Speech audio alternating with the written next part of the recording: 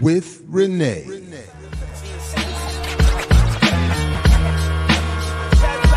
Yo. We wait all week and all day for more. Saturdays with Renee.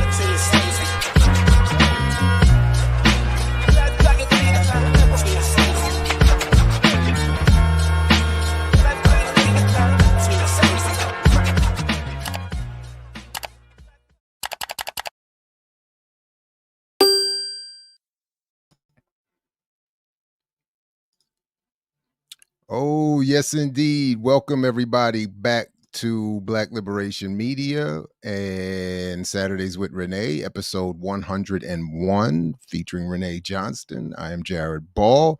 Please like, share, subscribe, support the platform however you see fit, and put this in your socials. Invite folks to join you. And good morning, Renee. What up?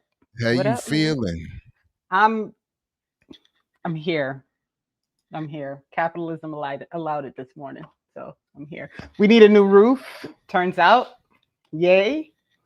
But the house is so old that like we can't do the roof and not fix like the siding. So now this whole thing has turned into a disaster and a half. But that's the first word problem. So I'm trying not to focus on it too much. But good Lord. Yeah, new roofs, having to replace a roof is whack.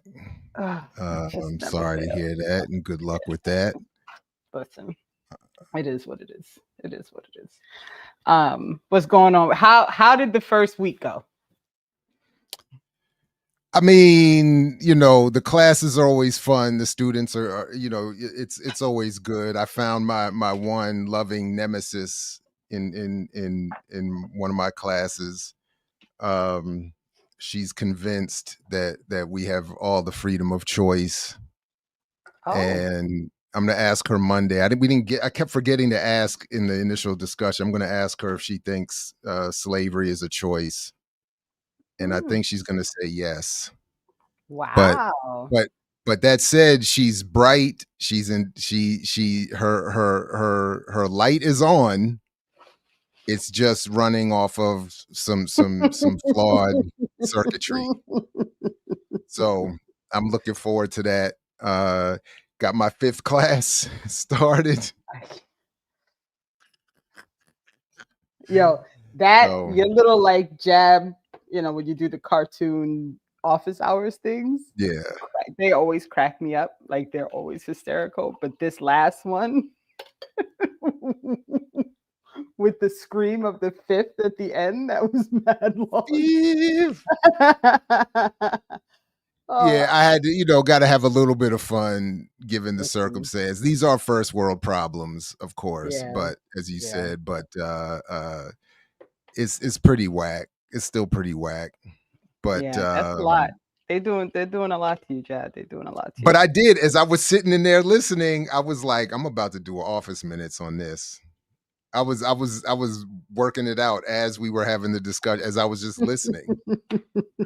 And to be fair, and this is where I get stuck, and this is, I think, will be, even as we ramp up towards the discussion we're about to have. I'm listening to the administrator telling me what's having to happen, and I acknowledge that this person. It's not this person's fault. It's they walked into a whole situation they weren't aware of. Faculty who are resisting underpayment, adjunct faculty, had walked away from the position at the last minute, which is why I'm being asked to do this. And then what ultimately gets me is that the students, like there's all these students who don't know what's going on. They don't understand the situation. It's not their fault.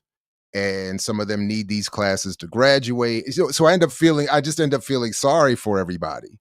And wanting to. You're behaving like an educator behaves. Like these are the moments where you could be like, forget you. Like I'm not doing it because this is absurd. But then The educator in you But kicks this in. is the contradiction, though. It is. So preparing It is. for today, I was going back and reviewing Stalin's summary of Dialectics, and where he reminds of what we all struggle with, that reformism is the problem.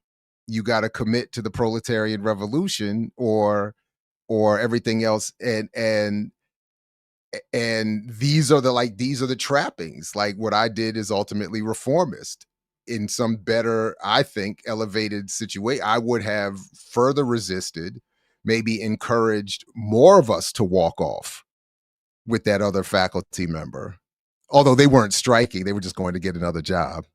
But like in other words, force the situation to collapse Stalin. And Stalin is Stalin gets a lot of negativity, but he actually wrote some that I don't know if you were able to watch all the videos, but the young lady that Alkmi suggested we watch talked about Stalin in one of her videos. It was pretty interesting. So I think that's so I'm going to be off kilter prepared for today, because I missed some communication and some of the work that we were sent, and so I just, in my own attempt to be somewhat prepared, went and revisited stuff I'm already got. So well, the one I'm going to be link learning with everybody else. Yeah. Well, the one link when I opened it is from your website, so you've definitely read it. Oh, that's funny. At some point or another, you had definitely. That's funny. I was like, I wonder if he even knows this is up here. Sudeep said I'm the new Stalin. Sudeep is dope. Please check out the conversation. Yo, that conversation on Mississippi Masala. Ooh. Man, listen. And anyway, we'll so people need to check that out. And Sudeep and I are moving along on our project as well. By the way, speaking of projects, just real quick, I had nothing to do with this, but it was just announced, and I'm taking credit for it anyway. Future Dr. Erica Brown just co-authored, finally got one of her articles published, a co-authored piece that is out now, and I'm afraid to try to share the screen. I already see all these little warnings I'm already getting. I don't know. I really don't know what's happening with me, and I did all these tests again and everything, but whatever. But please, everybody, there's a new article out on Sociology Compass, co-authored by future Dr. Erica Houston Brown, co-founder of Brokish, which just dropped a couple days ago on Black Liberation Media. I'm mad behind, but one of their conversations prompted me to text Erica, which I never, I try never to bother people.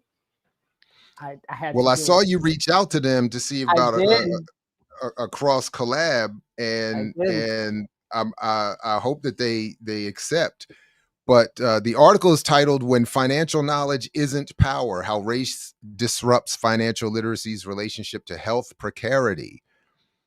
And from the abstract alone, which is all I've read so far, financial literacy conferred no benefit for Black adults and increased the likelihood of experiencing health precarity for Hispanic adults.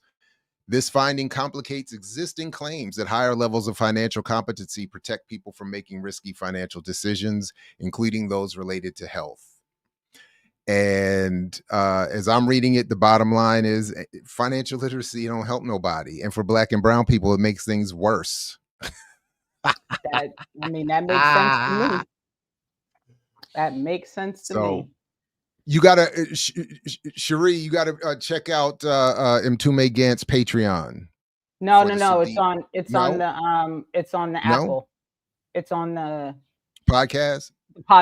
It's the. Well, I got it through. I know he puts it everywhere. I got it through his Patreon, so I'm gonna go ahead and suggest you get it through his Patreon. I couldn't find it on the Patreon.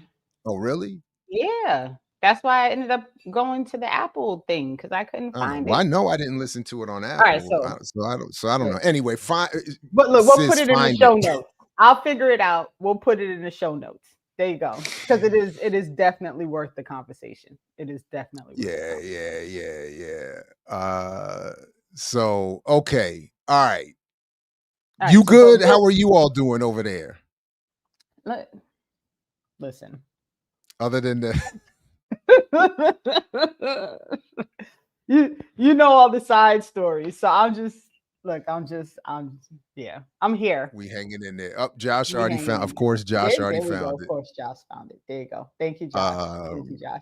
And just real quick, so Andy, I need him to understand. So, and I hope I didn't. I hope him's okay. I don't know, but so I listened to that Theory of Policing book because it turned out that Audible allowed you to listen to it for no charge. And now I'm going to have to go buy it because I have to be able to go back and like write in the book so I don't forget like the amount of knowledge that I gained on the fascinating, I mean, it's truly, truly fascinating history of how like theoretically policing evolved over time, right? And things like that calling a police officer a pig 300, 400 years ago was not an insult because it was actually a reflection of the actual work they were doing. That book was fascinating. So shout out to you, Andy, for the suggestion. I really, really appreciated it. It was a wild ride to listen because there was so much stuff that I did not quite know about like the deep history of policing. But the last what's the name name is of the book again? Neocleus. And hold on, I'll pull up the title in a second because it was, I mean, it really is, it was fascinating and I really learned a lot. And it was not a long message. It was not a long book. But it was a ride, man. It was a ride. It is called, hold on, A Critical Theory of Police Power, the Fabrication of the Social Order. And the author's name is Mark Neocleus. It was fascinating. Fascinating. So. Okay. So highly, highly recommend for folks who have an interest in that history of stuff. So Somebody got to put the title in the chat. I think folks, here, everybody's struggling to keep up with the. Sorry, I know, and we're always giving books and stuff. So my bad, but I just, Andy had recommended it a while back, and I didn't take the time to like find. There you go, Chitty Machos on it. There you go. Thank you. But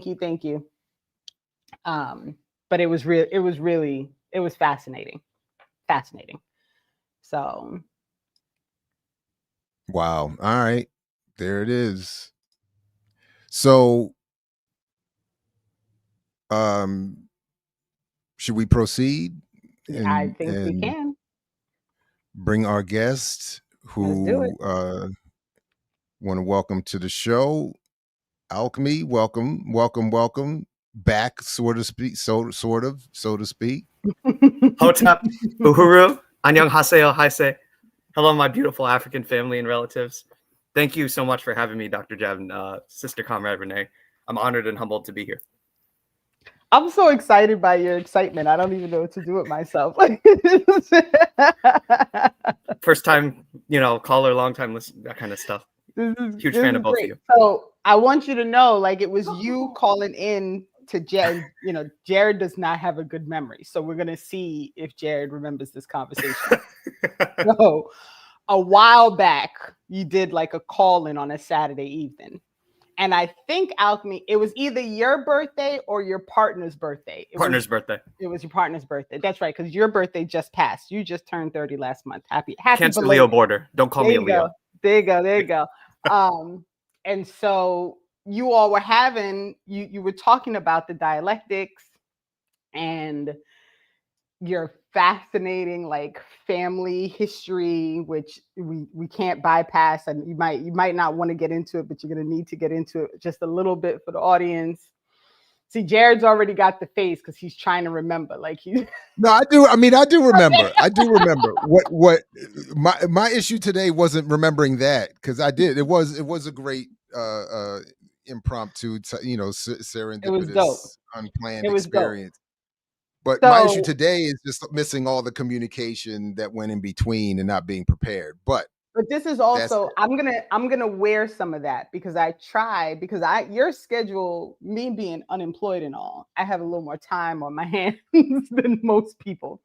So your schedule does not really allow you to keep up if you had like a normal influx of emails. But you not only have your regular influx of emails, you're now back to work, which means you also have your work influx of emails on top of whatever stuff you get from all the other things, right? And then plus our chat be wild. Like sometimes I open my phone up and it'd be like the little 700 missed texts. And I'm like, what conversation did I just miss? What is happening? Quote the great Renee Johnston. Right. So what I try to do mentally, and Jared doesn't even know, like this is like my weekly thing. I try between Tuesday and Wednesday to make sure that I send a note so that Jared knows what's coming up and if there's anything that he needs to like read.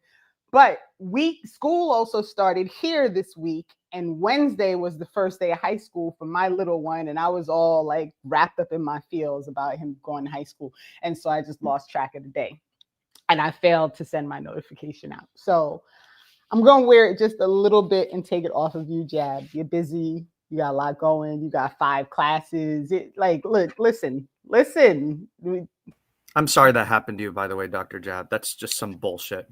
Pardon my French. I loved your little skit, by the way. I love those skits. Please keep doing them. But I'm sorry that you had to get roped into higher amounts of exploitation by your bourgeois Bukra University.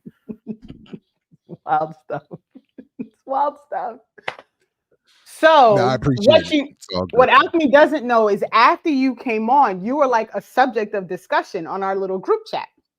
And so, yes. And so Intume had actually found that book on dialectics that was translated and sent it in our little group chat. So I had like scanned through it before you reached out. So you were on my list of people of like, okay, I got to figure out how to find this cat who like randomly showed up like on the call. And then you sent the email and I was like, dope. Now I don't have to drive myself crazy trying to track them down. If you will, it was a birthday present to myself. I said, I'm not going to just wait for them to reach out. I have all this knowledge. I want to share it. I know that they're in the similar vein. Our Black liberation struggle has already learned from our Vietnamese and our Chinese brothers and sisters, right? Mao, Huey, Panthers. I just want to be another link in that chain, There you go. So that is how we got here, people. And I'm super, super excited for the conversation. So Alchemy, if you could start first by letting the folks know who you are, how you came to be here with the wonderfulness, give them the peek into the background. And then y'all, we're in for a treat because Alchemy is actually going to teach us about dialectics, and then we're going to have a conversation. So start with the intro first, and then Jab, if there's anything we want to throw in before we get into the little, the part of the teaching part, and then we'll circle back. Oh, let's go. All right. Thank you for the wonderful introduction, comrades. A little nervous, but I'm going to channel in excitement. You know how it goes. But peace, uhuru, hotep, annyeonghaseyo, haisei. My beautiful African and global majority and ally family and comrades. My name's Alchemy. Well, I'm here to talk a little bit about materialist dialectics and dialectical materialism. I consider myself humbly a student of decolonial Marxism, Leninism. But as I, have said to my partner, I think I've said this, just in chats and BLM. But if you're for African liberation, if you're for the struggle against capitalism, you're a comrade to me. And as far as how I found this place, I'm honored to be a member and a fan of your community. I think what you guys are doing here is amazing. I want you to keep it up and multiply and expand. I would say I came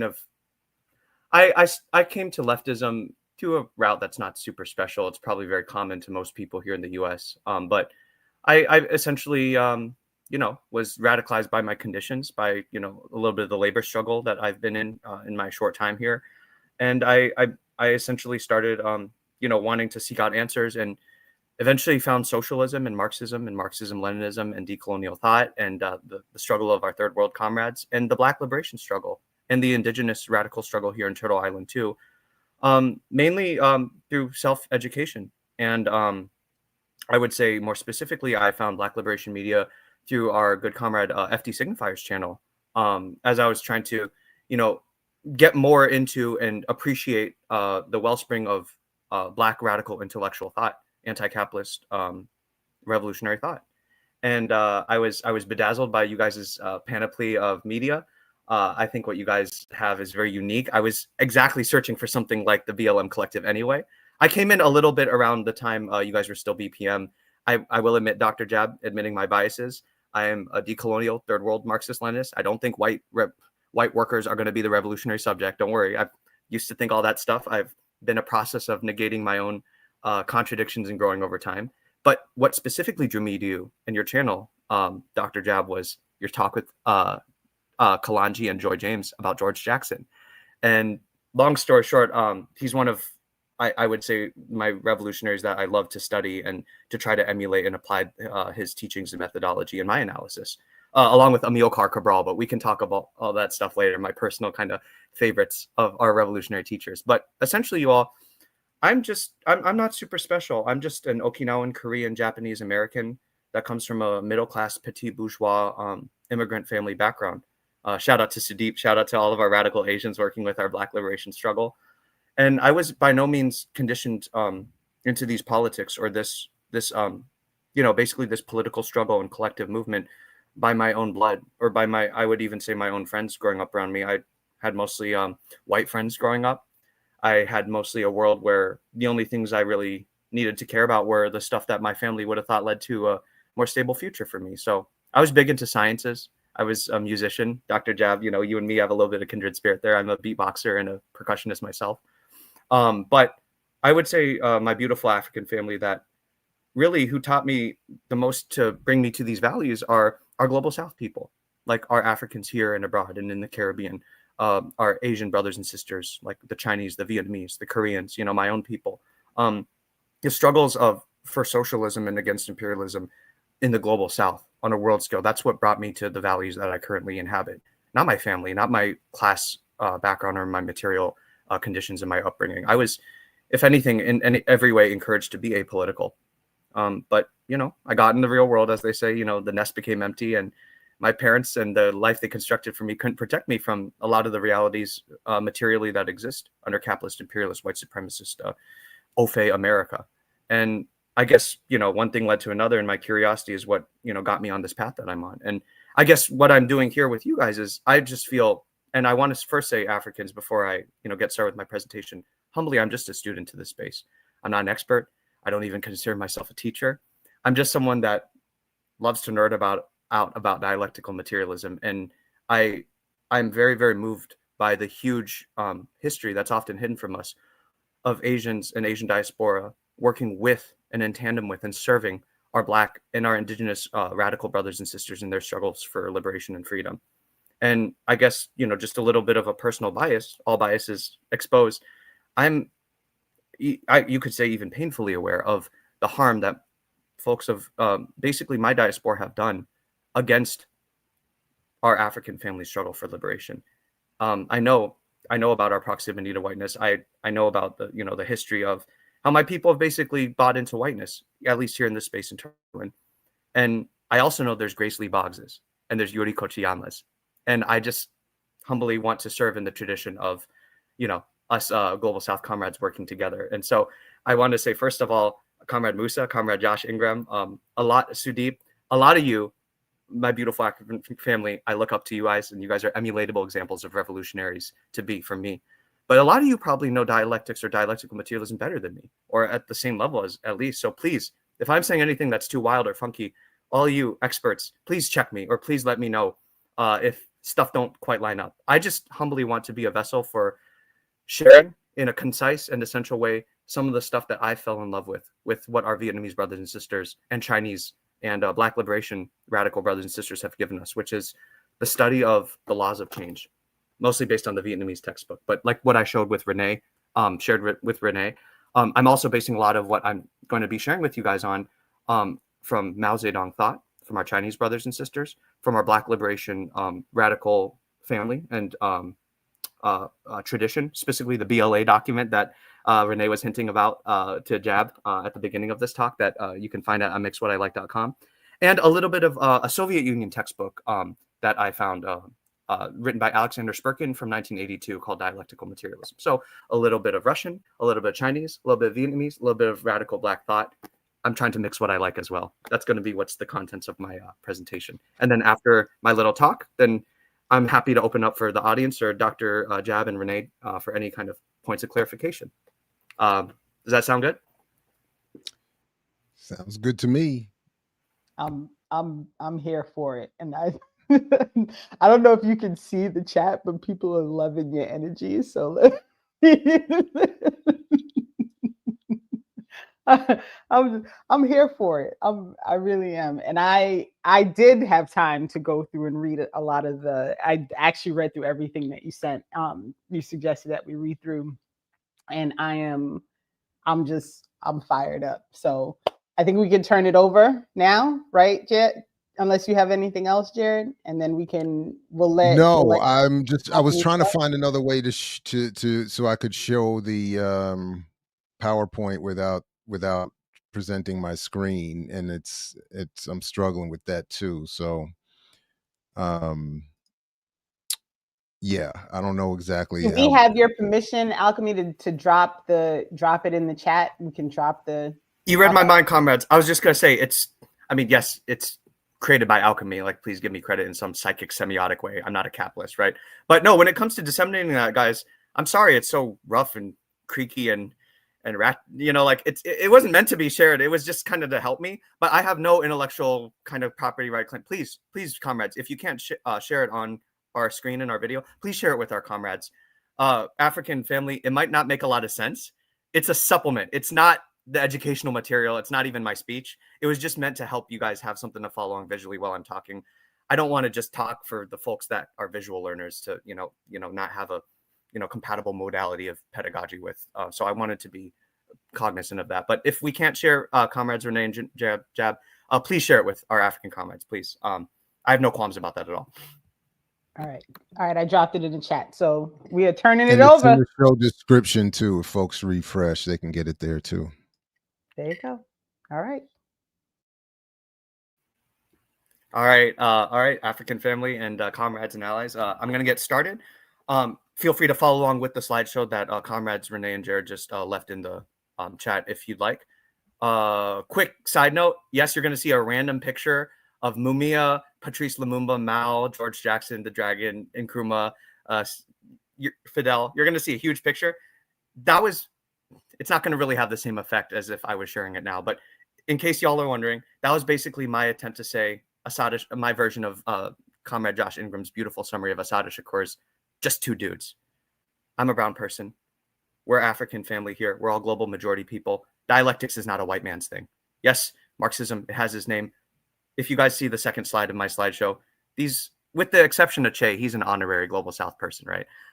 These are all brown, black and brown, global South, global majority people who I would say in their own ways, from Claudia Jones to Kwame Ture, Nasser, Jose Maria Carlos Mariátegui to Kim Il-sung and Sekou Touré. They were all materialist dialecticians who used the science I'm about to share with you all to aid in the liberation of their people, of their national liberation struggle and their struggle for socialism and for ending the Bucharest capitalism on them. So this is not a white man's thing. This is a global South people's thing. So many revolutionaries have innervated the masses of wherever they're from to assist in the process of decolonization, which is one of the most important, if not the most important issues of our time. So this is important. It's universally applicable, and it's not a white man's thing. That's all the second slide is meant to show. So essentially, y'all, I'll just go down kind of the linear list of my slideshow's flow. But really, before I get started, I would just say and kind of caution, I'm not trying to speak universally to all strains of thought of dialectical materialism. You know, Europeans kind of have their own flavor of it, Latin Americans, Africans. There's even some interesting overlap with indigenous Turtle Island scholars in dialectical materialism, which we'll have to get to in another time. But mainly, what I'm going to be basing off of my material is the pedagogy of the secondary students' educational curriculum for dialectical materialism, what Renee brought up that dear comrade Ntume mentioned. This is basically the Vietnamese Ministry of Education's curriculum for high school students to learn the principles of Marxism-Leninism. Our wonderful comrade Luna Oy, that's her YouTube channel, her real name is Luna Nguyen. She's the first person to translate the Vietnamese high school curriculum for dialectical materialism into English. I'm a huge fan of her work. I highly recommend all of you go to her YouTube channel, give her a subscribe, go to her publishing house, banyanpublishing.org. You can get a free copy of the book. Dr. Jab and Renee, maybe after the show, you can include that link. It's in the slideshow. It's $0 for the ebook. I highly recommend it for all of you. It's $20 for a paper copy. But it'll mostly be based off of the Vietnamese's understanding of materialist dialectics for today. So again, this might not sound like it's using the same exact language as what you may have learned from Lenin or Stalin or Western Marxists. But nonetheless, what I'm going to tell you guys is this was over 30 PhDs of Marxism. That's a real thing in Vietnam, by the way, and in actually existing socialist countries. That was their contribution of taking the best of Marx, Lenin, Engels, and a lot of our global South dialectical materialists as well, and condensing it down into the most basic and the most teachable essence, with their own slight Vietnamese indigenous twists on it. And we can get to that later as well. But essentially, I only want to let you guys know, if this sounds a little different than what you've heard, that's fine. If it sounds like it's not maybe universally the language of all dialectical materialist practitioners, I just want to ground this in the specificity and the particularity of the Vietnamese curriculum and pedagogy I'm learning from, with my own twist, of course. But with that being said, I also am going to come in knowing that my beautiful African family, you all are very intellectual. Most of you are more advanced than me praxeologically in terms of your practice, in terms of your theory. So I'm going to assume a lot of you may have understood or have been at least exposed to what dialectical materialism is. I'm still going to give a little bit of a basic introduction, but I only want to say that to say most of my presentation with Dr. Jab and Renee is going to be about materialist dialectics. It's something slightly different, but still related. But in my humble tenure and time as a fan of this channel, maybe more of a passive member of the Undefeated chat, I've noticed a lot of, if I can take my experience as representation of a particular slice of your demographic that may be significant, a lot of your comrades, Dr. Jab and Renee, already know some of the basics or have an understanding of dialectical materialism. What I saw possibly lacking or possibly an opportunity to help or to grow is, okay, Alchemy, I know what dialectical materialism is. I know it's a tradition of philosophical thought that says matter is what determines consciousness and consciousness can impact matter. But how do I use it? How do I use contradiction? What's a negation? How do I use dialectical materialism in my everyday life, in my relationships, in my labor, in my political practice? That's going to be more of what I would like to share humbly with the time that you all have given me. The methodology. Dr. Jared, I know that you've been struggling a lot with crises, epistemological and ontological crises of methodology. That's exactly in a form what I'm going to be trying to share with you all. The methodology or the application of the philosophy of dialectical materialism, how to do it in real life, how to use it right out of the box. That is called materialist dialectics, the applied version of dialectical materialism.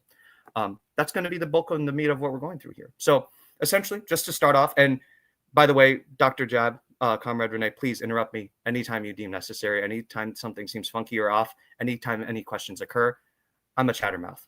So I always welcome the interruption. But that being said, Africans, it's going to be mostly a pretty condensed version of 2 principles, 6 philosophical category pairs, and 3 laws that are universal. Please know that there's probably at least 2 or 3 deeper levels I could go into these philosophical concepts with you. I could tell Dr. Jab Renee off screen, like I have 300 notes worth of materialist dialectics I've been compiling over this past year with the help of my good friend Deepseek as well, and what I've been studying from the Chinese, Vietnamese, Black liberationary, and Soviet Union kind of pedagogies when it comes to this stuff. So trust me, beautiful African family, I could go much, much deeper. And I would always be open to the opportunity if there were such a need to arise.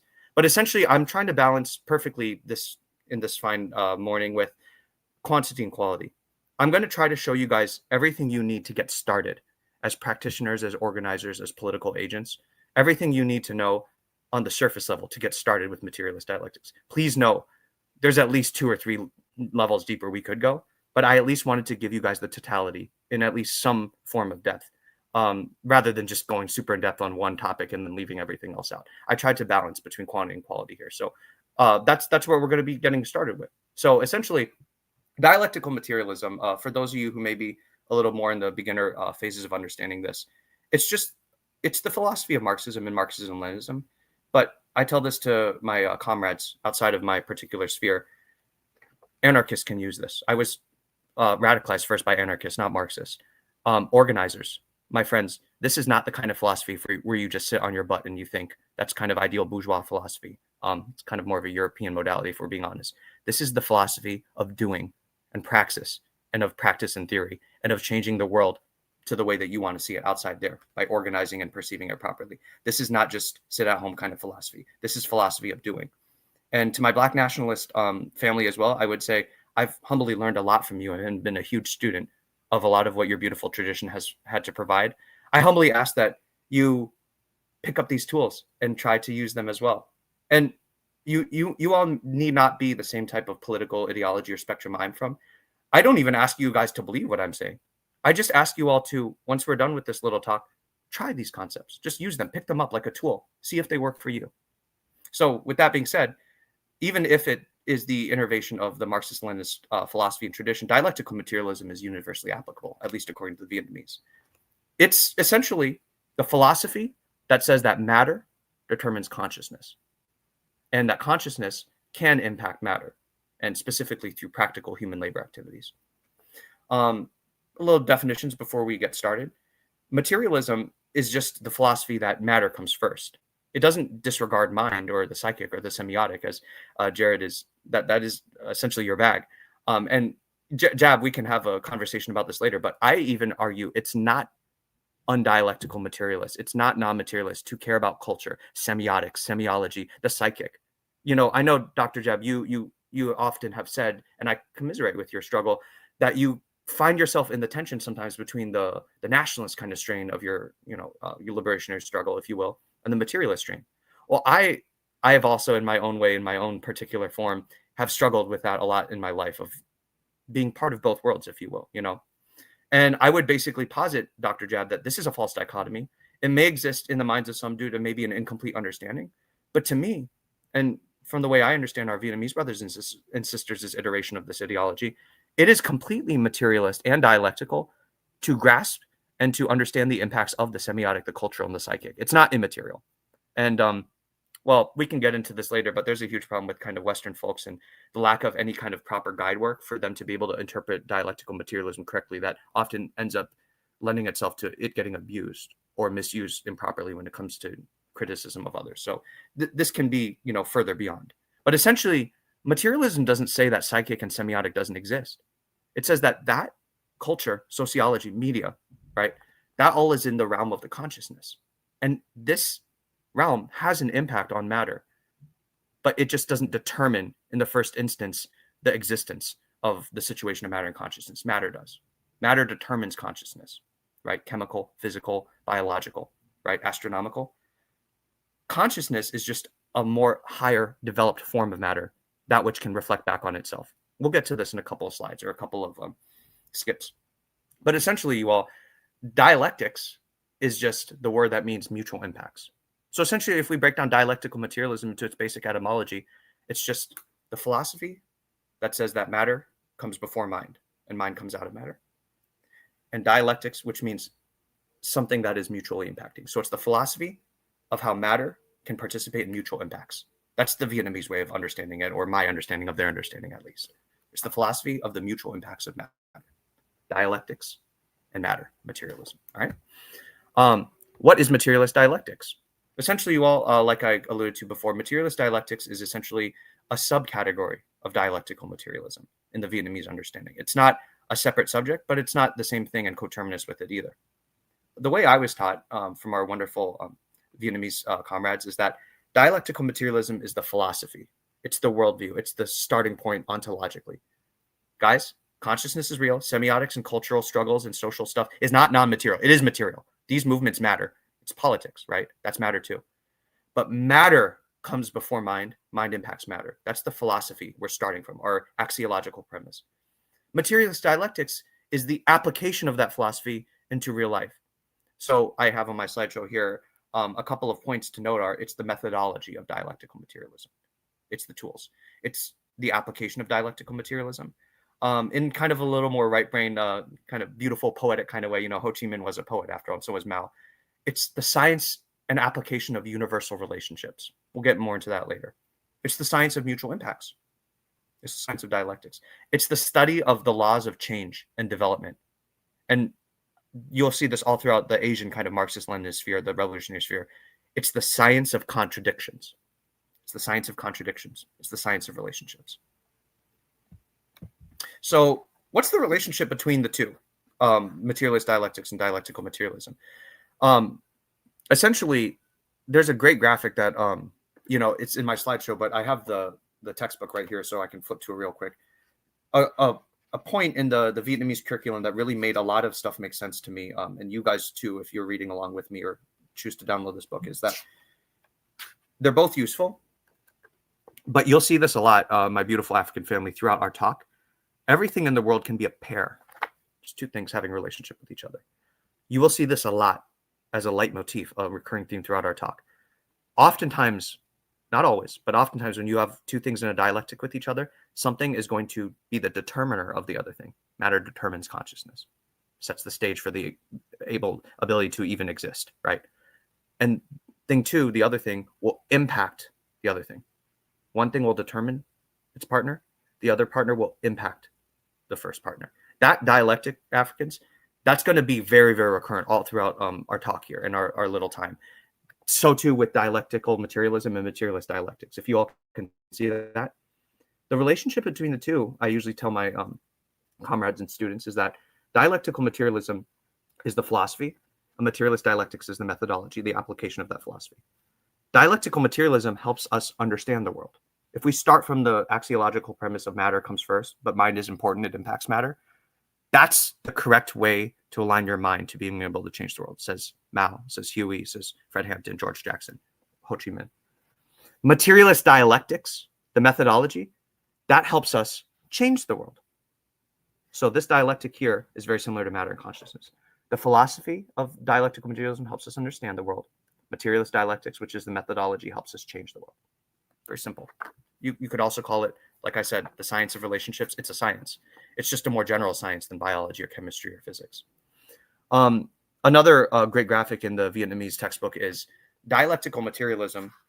To demystify it, because like Emil Karl said, we should tell no lies, claim no easy victories. This is a very, very great way to break this down without claiming an easy victory. Dialectical materialism just shows you the relationship between matter and consciousness. That's all it does. That's all it is.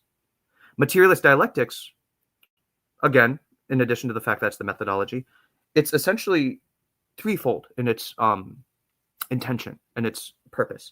If you all can see that, materialist. Oh, thank you, Dr. Vol. I see you. I'm trying. You were able to get it. I'm trying. I won't put any undue expectation on you, but please continue in whatever vein that you see as appropriate on your end, Dr. Vol. But thank you. I see you. But essentially, you all, materialist dialectics is to help us understand the relationship between movement, change, and development. We'll get into those later.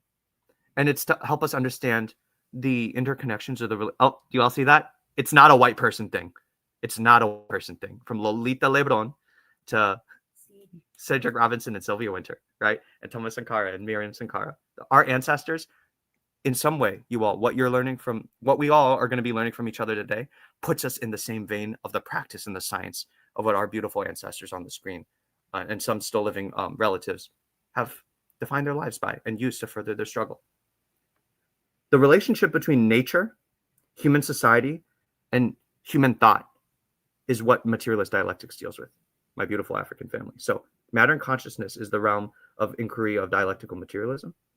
And the application of dialectical materialism is meant to help us understand nature, human society and everything in it, and human thought and everything in it, using and leveraging the laws of change. All right, so moving on. Oh, thank you, Dr. Ball. If you do have a master control, could you go one more slide? Yep. One more slide. One more. Beautiful. So real quick housekeeping before we get into the meat and bones. Dialectical just is a term that means mutual impact. You'll see that word a lot later. And to give you all a little foreshadow, when I say mutual impact, it's I impact you and you impact me in the course of our interaction. All human interactions are like this. Really, you'll come to see all things are mutually impacting all other things. But another way to understand this is that mutual impacts are contradictions. But we'll get to that soon. All right, Dr. Jab, if you could do the next slide. So, with all slides, I hate this kind of pedagogy too, but we have to have a common universal language, at least in the discursive space that we're sharing temporarily in order to have a concrete understanding. So I'm the first to say I'm more of a visual learner. I don't always like just going through the housekeeping of definitions, but I'll be brief. These words you may have seen before in your USian African American life, African and Turtle Island life. In our life here as Westerners, we see these words, all right? I just would invite you to understand these same words don't necessarily mean the exact same thing in the tradition of dialectical materialism in general, and to our Vietnamese brothers and sisters and their revolutionary study in particular. So I just ask, have an untethered relationship to some of these words, even if you do have your own definitions of them.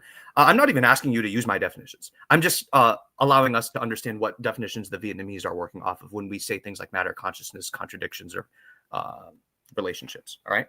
So starting off, and I'll make this as simple as possible. If you want to kind of go more in depth of a more rigorous and probably better level of quality of understanding this than little old me, please, I recommend you all read this, even if it's just the e-version. This can go way more in depth with everything I'm explaining here than I can. But essentially, the dialectical materialist understanding of matter, my beautiful African family, is matter is not water or headphones or atoms. That's the physics and the physical science definition of matter. The philosophical definition of matter, that's the realm we're in, philosophy and methodology. It's a little broader. The philosophical definition of matter in the dialectical materialist philosophy is anything that has an objective existence outside of the human subject or the human mind. So anything that exists outside of my subjectivity, anything that exists outside of me, and this can be for anyone, is matter. And that's really important, Dr. Jab, especially for your bag. And this goes back to the psychic and the semiotic. We will concretely touch on this in a couple slides. You guys, and I highly encourage you to watch Luna Oy and her husband, EJ, American Johnson's talk with Midnight Books in their release of their second part of their 4-part series of these books. Their second one's Historical Materialism.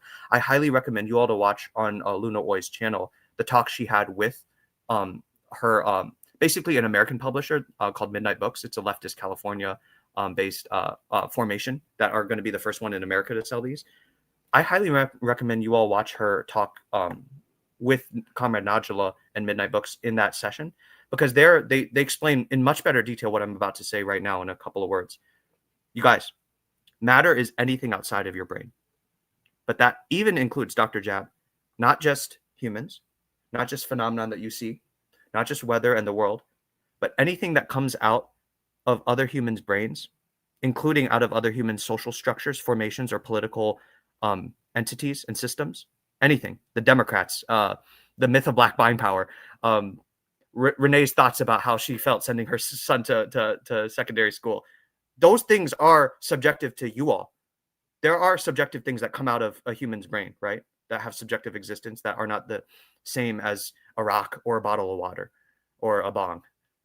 But they're still matter. Because matter, by the dialectical materialist definition, and this is maybe what causes a lot of maybe confusion in a lot of our radical left spaces sometimes when we get into the theoretical. Matter does and can include even the subjective processes and outputs and phenomenon of other subjects. This kind of gets into the deeper philosophy of what is the subject and the object, and how the West's understanding of that's kind of fucked and metaphysical. And really, us Asians, Africans, indigenous people already had our own systems of dialectics and understanding subject and object much better than the Ofe and his philosophy. But to sum up a long story short, comrades, matter includes anything outside of your mind, including that which comes from other people's minds, social subjectivities, formations, and things that basically what I would call, and the Vietnamese understand, as existing in the political or the social level of matter. So there's chemistry, there's biology, there's physics, there's also politics. And all of that deals with the objective existence of matter, right? Including, again, other people's subjectivities. And we can get a little bit deeper into that later, but essentially, you all, the semiotic, the psychic, and the cultural is matter. It is materialist to consider that. It's not non-materialist to not consider that. You're actually not being dialectical by saying, Jared, you're not being a dialectical materialist because you're considering the culture, you're considering the purpose of religion from a materialist perspective, from a praxeological. That's not undialectical. They're being undialectical. Anything that arises out of human subjectivity, especially when it comes to collections of people or formations that are social, that is matter as well. Matter is just anything that objectively exists outside of your brain. Consciousness, according to dialectical materialism, it's just a type of matter that's more developed, more evolved, and it's capable of dynamically reflecting matter. That's the dialectical materialist definition of consciousness. It's just the reflection of matter inside of a human subject, and it can grow over time through processes, and that can be the basis for further discussions in the future. Category is, we're going to be dealing with this as one of my tools that I'm going to be gifting you with today, or helping hopefully teach you to use better. But essentially, you all, a category when it comes to the dialectical materialist Vietnamese definition is essentially the most general grouping of aspects, attributes, and relations of things, phenomena, and ideas. So category is just kind of the most general way to describe what's shared between anything, phenomenon, or idea. We're going to be dealing with 6 of those in a little bit. A law, no, it's not like, the law of the value of the extraction of surplus value, although that's an economic law. It's not the law like if I, break the Bucra's law of crossing the street, then I'm going to, be thrown in the modern day equivalent of the slave plantation system. Those are particular laws, right? There's bourgeois laws, there's laws that arise from physics or chemistry. But the most general universal definition of a law in the dialectical materialist understanding and science is it encompasses all of those, but we're going to be dealing with the most universal kind of laws here, which are none of those. They're more broad because they can apply to every material process, system, and phenomenon. Laws are just the regular, common, necessary, natural, and objective relationships between internal aspects, factors, and attributes of a thing or phenomenon, or between things or phenomenon. So basically, laws are just a certain kind of relationship that always repeats. It's stable over time, and it organizes the components of something. There's biological laws that govern why my kidneys and my stomach have evolved to be placed where they are in my belly, right? There's laws that governed how, the solidity of my chair is allowing the tension between my butt and the gravity of being and the normal force of the tension of the chair's molecular structure to result in the solidity of what I'm sitting on. There's laws in many levels and areas of life of matter, but the laws that we're dealing with are universal. So the definition that we're using has to be general and universal too. And essentially what I'm working with here for you guys is that a law is just a type of relationship that repeats and is stable, and it organizes components of things. A relationship in the dialectical materialist tradition is the regulating principles, mutual interactions, and mutual transformations, which exist between things, phenomena, and ideas. And essentially, as we'll get into in a little bit, materialist dialectics understands everything in the universe is a relationship. Thoughts to politics, to chemistry, to how Dr. Jab got put on the wheel for getting more labor squeezed out of him than he's being compensated for because of undemocratic forces outside of his control. Those are all relationships. Everything that occurs and exists is made out of relationships, from ideas to stones. A phenomenon in the materialist dialectical definition is just anything you can observe with your human senses. So it's anything that happens. It's an event that occurs. It's a person that's around you. It's anything that's outside of you that you can observe. And a contradiction, as we'll get into shortly, in the dialectical materialist definition, you all are probably experts on this, much smarter than me on this, and much more practiced. But essentially, a contradiction in our tradition is simply this. It's a temporary unity of opposing forces. And we can elaborate more on that later, all right? So we talked about matter. It's anything that exists objectively. Consciousness is just a type of matter that can reflect itself in our human minds. Categories are just the most general aspects of things that are shared between many phenomena or things in a grouping. A law is just a type of relationship that's general, pervasive, stable, repeating, and it organizes the components of things. We're going to be dealing with the universal laws here in our conversation. Relationships are just mutual regulating principles, transformations, and impacts between things. We're going to be dealing with the universal relationships of matter in our conversation. Phenomenon are just anything you can observe scientifically or philosophically. And contradictions, like I said again, are very, very, very important to materialist dialectics. It's essentially just a type of relationship where there's a unity that is temporary between two sides that are opposed. All right, next slide, Jab. Sorry. Beautiful. This is I plugged this to you, beautiful African comrades, earlier.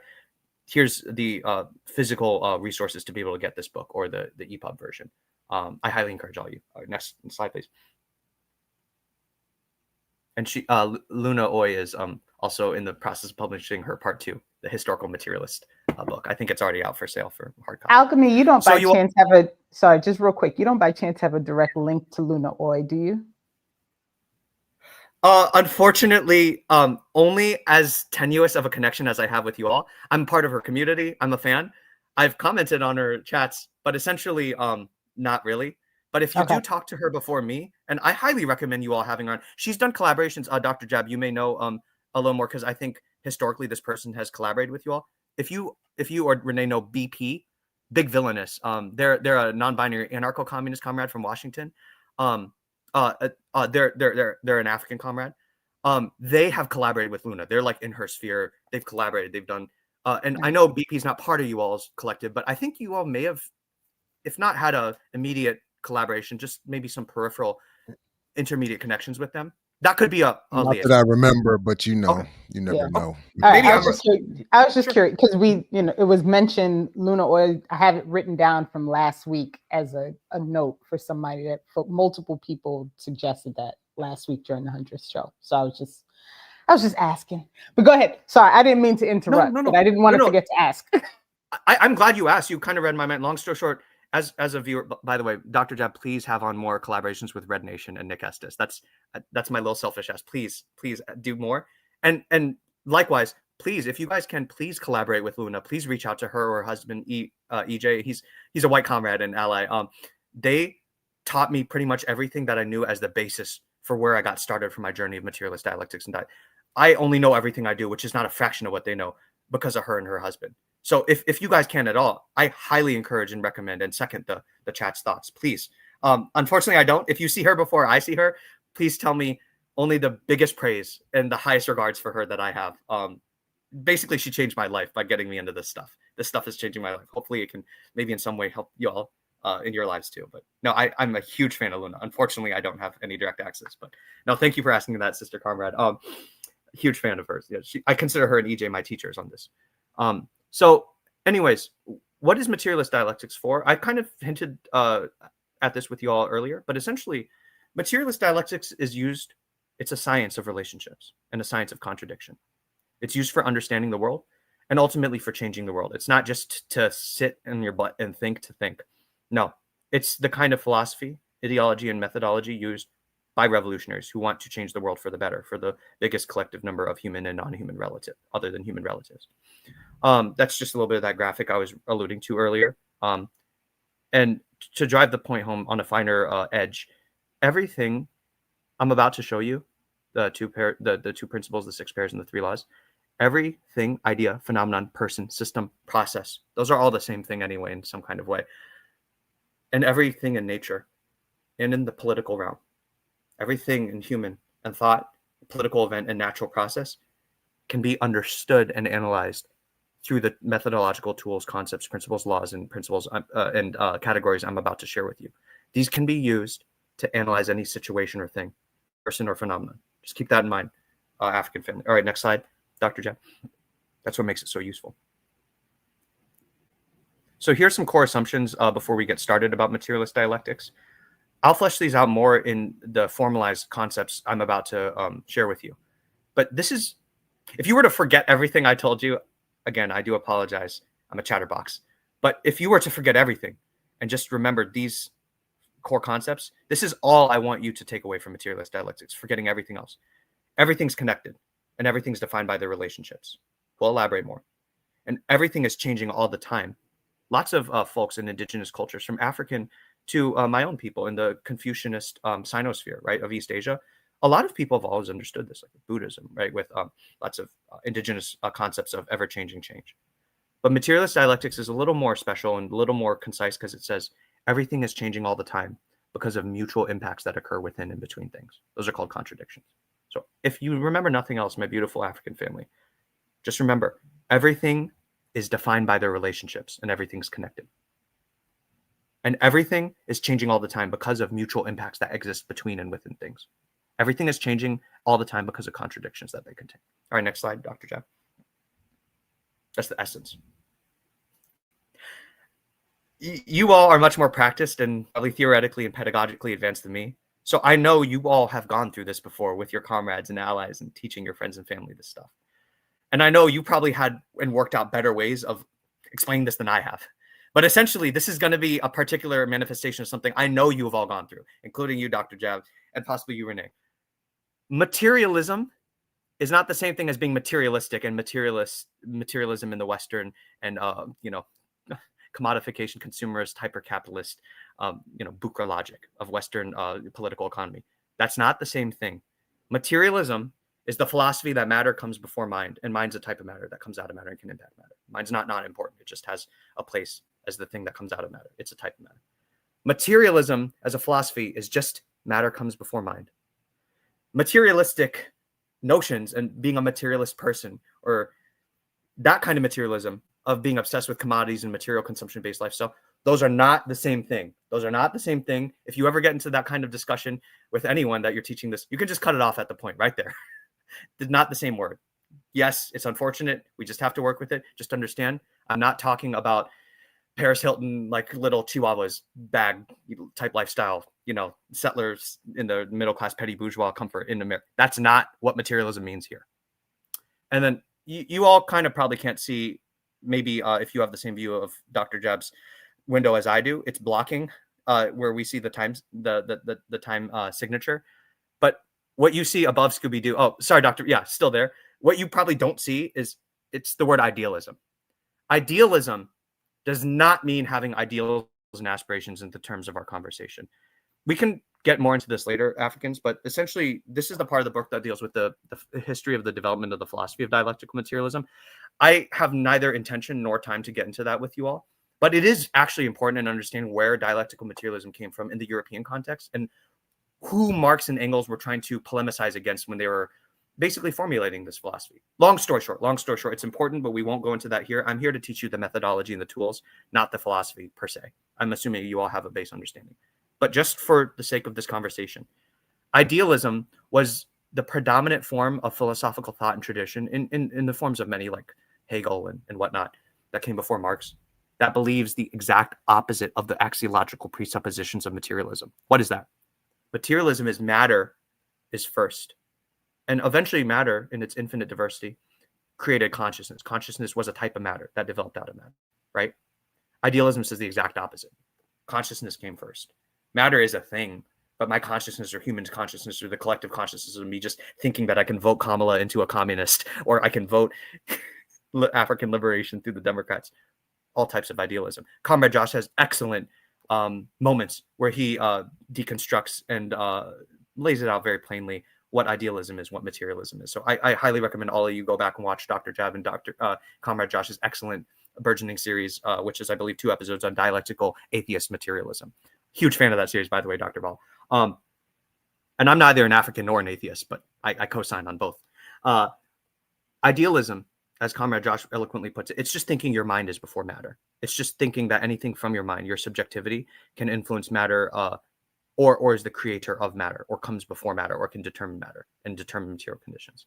Idealism, even if you've heard this used otherwise, fellow comrades, in the metaphysical sense, all it means is that it's a wrong philosophy that is not lined up with the material world, because it's saying that consciousness determines matter, when really it's the other way around. This can manifest in a variety of ways: conservatism, liberalism, homophobia, queerphobia, racial prejudice, right?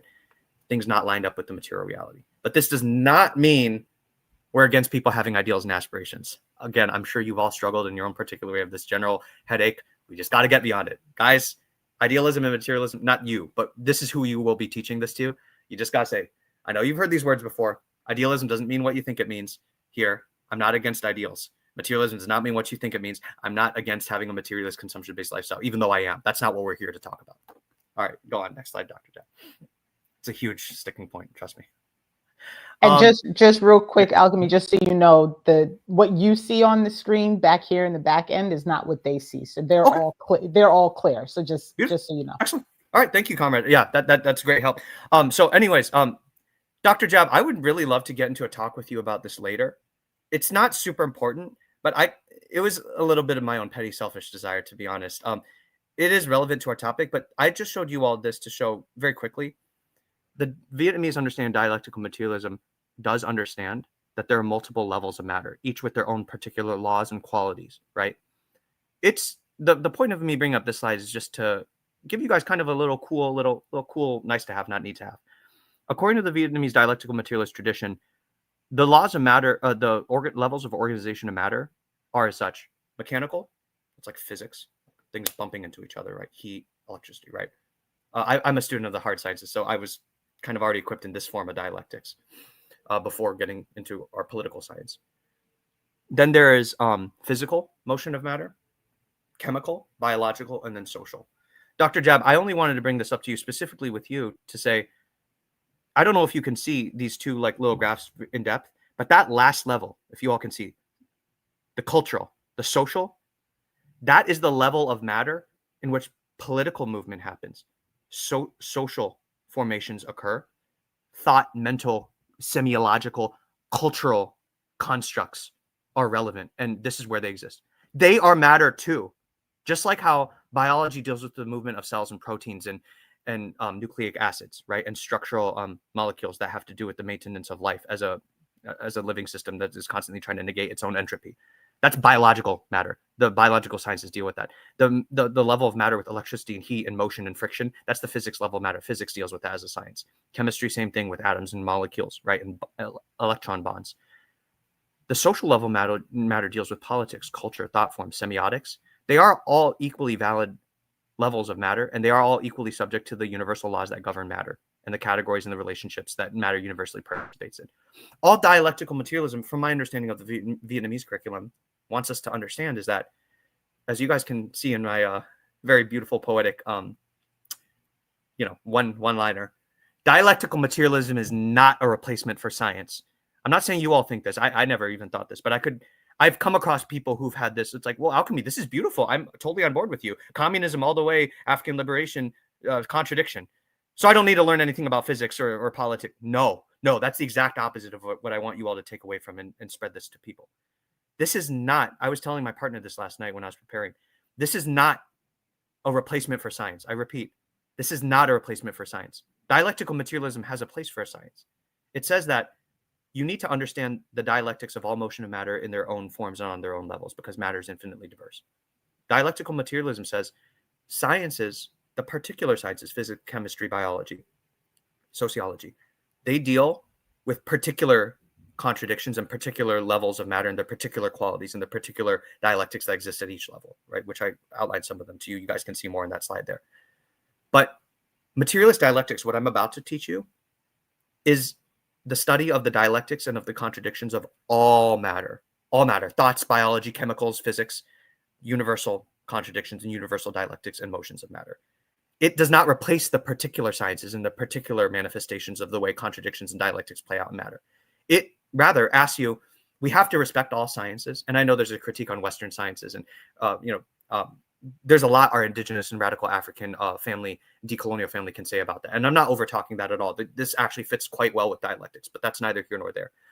But this form of dialectics says you have to appreciate, again, with all the caveats aside with the Bucra science and capitalism in infiltrating the Western methodology of science, one must appreciate the sciences of all the levels of matter and all their particular laws, because that is universal relationships and universal dialectics playing out in particular forms that don't exist in other levels.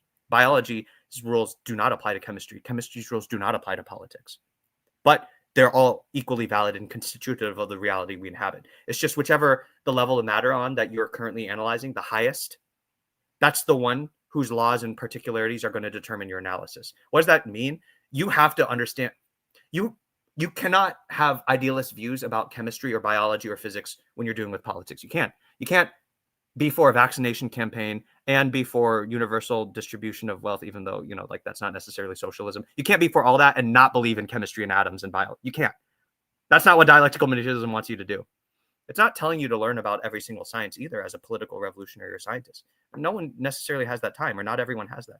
But rather, it's just saying this is not a replacement for any of the sciences. We need to respect the authorities and the praxis and the laws and the research and the knowledge that have been produced in those fields and on those levels of matter, regarding those levels of matter, from crystals to germs, right?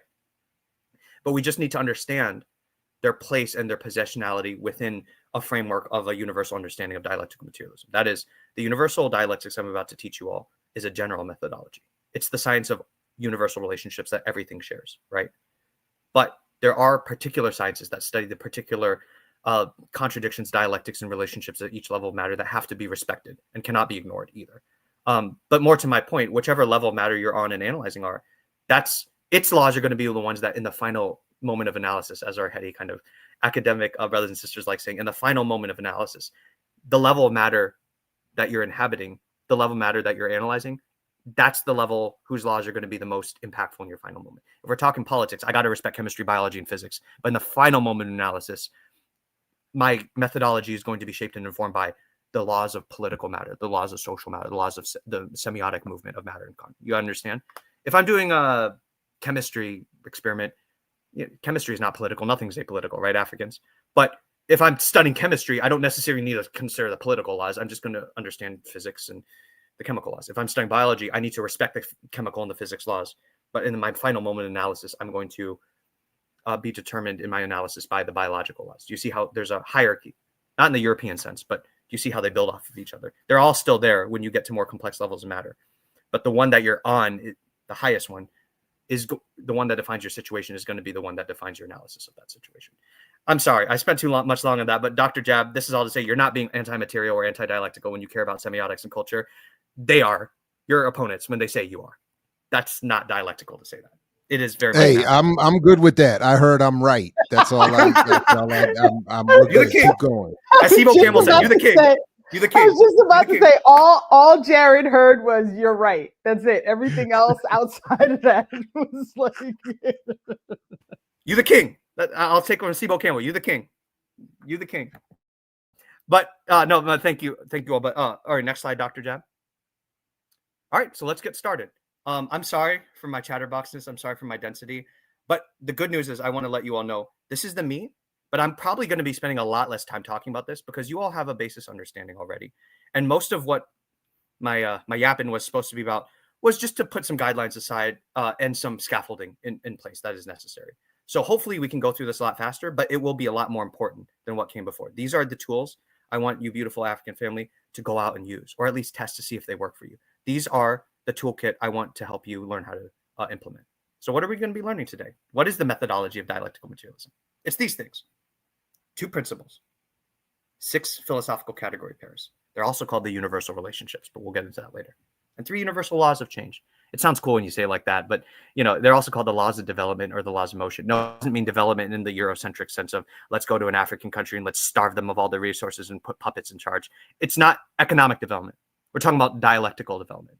We will get into that later, but all you all need to understand here is development. It's not economic here. Development just means a kind of change where something becomes something that it's not. Alchemy was just wearing a kufiye, Free Palestine. Now he's not. That was a development. A development is just the kind of change where something turns into something it wasn't previously. That's going to be important later. No, it's not go to Africa and give them vaccines and get rich as a Bill Gates Foundation of tax breaks that are hiding neoliberal exploitation. It's not that kind of development. All right, next slide. All right, y'all, let's get started. This is the tools. We're going to go into the 2 principles of materialist dialectics first, the Vietnamese understanding. This is relatively simple, but this is what I feel is extremely important, Dr. Jab, especially when you're analyzing art, when you're analyzing, like Samantha Youssef, your excellent, brilliant extended dialogue with her. Please have her back. When we're analyzing art and things that exist in the social level of matter, political events, this is extremely useful because the metaphysical, the non-dialectical materialist way of thinking is actually that's all right. I know you get back to that. It's actually extremely common. It's extremely common to think in the non-dialectical way of what this principle is here to align us on. So, Dr. Jeb, if you could get back to the slide of the principle of general relationships, African family, the two principles of materialist dialectics is the principle of development and the principle of general relationships. What I'm going to what I want you guys to pay your mind to is that this is essentially a principle that states everything, phenomenon, idea, person, and thing in nature is defined by their relationships. Everything is defined by internal and external relationships. So that what that means is because everything is made of matter, from human thoughts to the keffiyeh on my neck to the bombing of Yugoslavia back in the 90s, everything that happens, and that's a thing that exists in nature or in human thought, is connected because everything is made of matter. Everything has a common existence shared in the material world, according to the philosophical understanding of the Vietnamese dialectical materialist tradition. Everything that exists, even thoughts, have a shared existence in the material world. So because of that, and not a woo-woo, oh, you're just being a New Age Buddhist kind of way, in a materialist scientific way, everything is connected. Our indigenous ancestors of many global South countries and civilizations understood this, but essentially, everything is connected. Not in an idealist way, but in a materialist way. Why? Because everything's made of matter, and therefore everything is subject to the same universal relationships and laws that all matter is subject to. That's what I'm going to be teaching you with the pairs. The two conceptualizations of the principle of general relationships, this might seem very simple, but it's a very powerful heuristic, you guys. The two conceptual splits that the Vietnamese make in the principle of general relationships that define it is unity and diversity, and the concept of diversity and unity. You may have heard that in political organizing, and it is very much that same definition. You may have heard it from our revolutionary ancestors, right? But this is the most general meaning of those two concepts. They encompass the political way, but this is more of a universal, general way to understand them. All unity and diversity means, when it comes to understanding the principle of general relationships, Africans, is that unity and diversity simply means all matter is infinitely diverse. Like, I'm different than you. Renee is different from herself 5 seconds ago. No two people are like, I'm not like any other Korean. Renee's not like any other Jamaican diaspora. There's no beautiful Slav mixed African and Jewish East European that is like Jared. Even if there are other people with those common characteristics, everything is unique. Everything is unique because we mix what we like. Hashtag the mixed struggle, even though not exactly the same, but I sympathize with being of two worlds. Trust me, more than you know. But everything is unique, Africans. Everything. You can't assume you can't assume any one thing's characteristic on any other thing. But every unique, infinitely diverse manifestation of matter, from thoughts to people, all share one thing in common, at least one thing. There's an infinite diversity of matter, but everything shares an existence in the material universe. Even thoughts, even the semiotic, still in the material universe, still subject to the material laws of change and matter. Everything is diverse, but everything is united in the fact that we're all matter, and we all have a basis in the material reality and universe. Diversity and unity is the exact opposite. It's a dialectic. Diversity and unity says there are a couple, a finite number of universal relationships. They say it exactly like this in the book. This is the vast majority of my, you could call it mania or study in the past 12 months. This is the bulk of my own self-research. There are a finite number of universal relationships. There are chemical relationships and biological and political relationships that are special to each level of matter. Yes, we should respect those. We should not. It would not be objective of us to ignore those. But Africans, there are a few universal relationships that the whole infinite diverse. There are a few universal relationships that all matter shares. A few that manifest themselves in infinite diversity in every place, time, and space. What does that mean? Well, what that means is that everything. We'll get into this shortly, but everything that exists ever, even thoughts, do embody the content-form relationship. Every single thing that exists, no matter political or chemical, participates in or has the particular general relationship. Everything. But those specific, finite, small number, handful of universal relationships will never, ever, ever look the exact same in any place or manifestation. There are a finite amount of universal relationships that all things share, but these universal relationships manifest with infinite diversity everywhere they manifest. Okay? So unity and diversity is everything's different, but we all share an existence in the material world. We're all made of matter. We're all subject to the relational forces and properties and laws of matter. Diversity and unity says the exact opposite. There are a few universal relationships, and they manifest with infinite diversity in the world. Simple as that. So what's the kind of takeaway from this? If everything is defined by their relationships, right? And everything does have a specific manifestation of a universal relationship that all things share. What this means, according to the Vietnamese, is we have to have a comprehensive and historical perspective. So all that means, you guys, is that you need to understand anything that you're analyzing in as many of its relationships as possible. Jared's a father.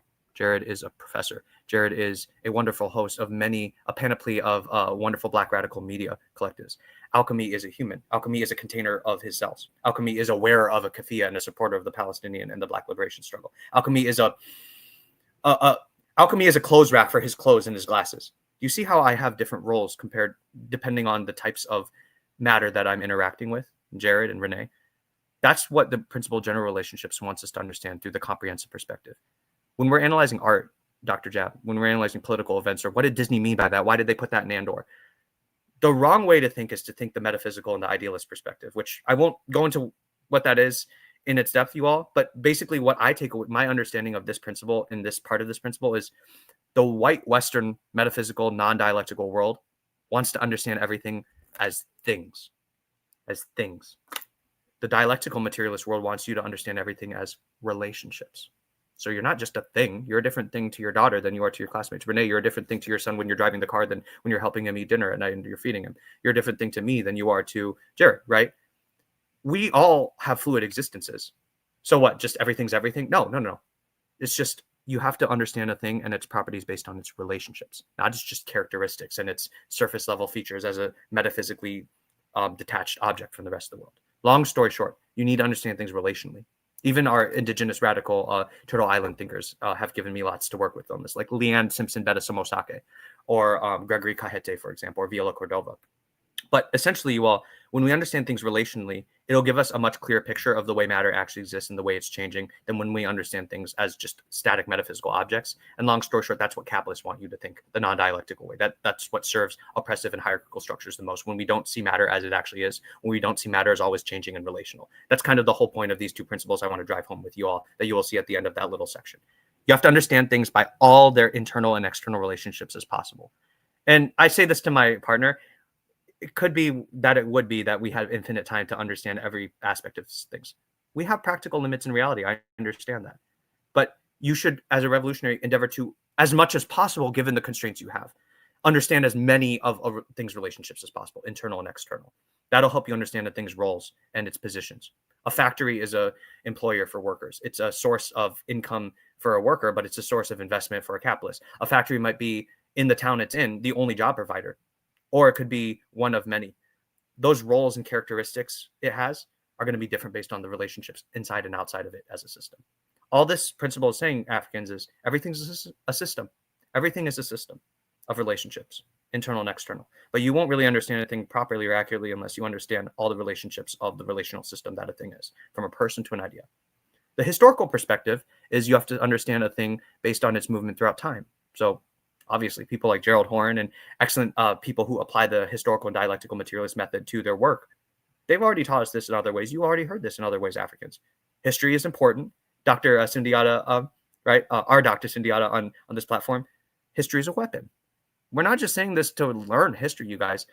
If you learn about the history of a thing, then you can come to understand how it gained the characteristics and roles and relationships it had. So essentially, we'll get into this with the next principle. Because everything's made out of matter, everything's made out of contradictions. Because everything's made out of contradictions, that means that they're always going to be changing throughout time, and the thing will never stay the way it is. All things have an end, right? All things must come to an end, and all processes are temporary, right? Because they give rise to new processes once they're at the end of their lifetime. We'll get into that later. That is understanding a history of a thing. You have to understand how it came to be where it is now. All the external and internal mutual impacts that led to this. How did I get this shirt? Where did I buy it from? What sweatshop worker in Indonesia, in the third world country, was being super exploited by a capitalist who moved over there to create this shirt for me that I would be able to end up buying and then wear on this call with you guys. Having a historical perspective of how something developed as a process, and having the comprehensive perspective of understanding all the internal and external relationships of a thing, that's what the principle of general relationships asks us to do. All right, next slide. The principle of development, Africans, is basically saying that things change all the time. And that's because the change that things are going through all the time originates from internal or external mutual impacts between things. Put more simply, things are changing all the time. Even my people's indigenous cultural customs and philosophical traditions say this. Buddhism, everything's changing, right? The only constant is change. We've heard this. Materialist dialectics goes a little further, and it says things are changing all the time because they contain a special relationship. All things share this type of relationship, even if it exists in particular and infinitely diverse ways. It's called a contradiction. It's a temporary unity of opposing sides. Because of the contradictions in all things, that is why all things are changing all the time and constantly transforming into something they're not. I go from being hungry to not being hungry. I go from being alive eventually to being decomposed and dead and being carbon for the soil and for the worms and the earth to recycle the chemical nutrients that my body created itself and recreated itself over the course of a lifetime with, right? The end of a thing is never really the end of everything. It's just the end of a phase of a much longer process of development. And what Dialectical Materialist says, Africans, is that everything's a process. Everything's connected, but everything is also just a phase in a longer process, whether it's you as a person, whether it's your movement as a revolutionary, whether it's the sloughing off of the eventual class domination of what the Western European experiment of 500 years of a prolonged, extended global, essentially ma'afa on the world, not just African people. That's a process too. It had a history. It has relationships that define it internally and externally, economically, chemically, politically. And it will eventually come to an end too if we emphasize the right objective and subjective factors. That's getting a little political, but essentially, the principle of development says everything's changing, but you have to understand that the source of change really comes from inside and between things, contradictions inside and between things. That's what drives that change. What do I really do with this alchemy? Essentially, the way I utilize and operationalize this basically, is it's saying that everything's a process. So you have to understand that nothing will be the way it is forever.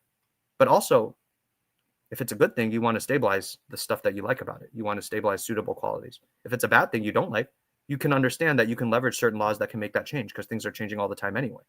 So I've thought about this in my own life, even before becoming political. Change is constant.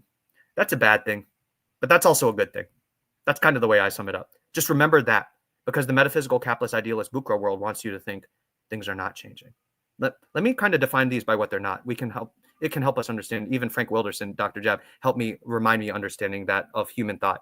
Humans understand things by what they're not. That is, too, the law of contradictions playing itself out in its own way, in its own particular instance. But essentially, you all, Africans, the principle of general relationships, its opposite is everything's disconnected.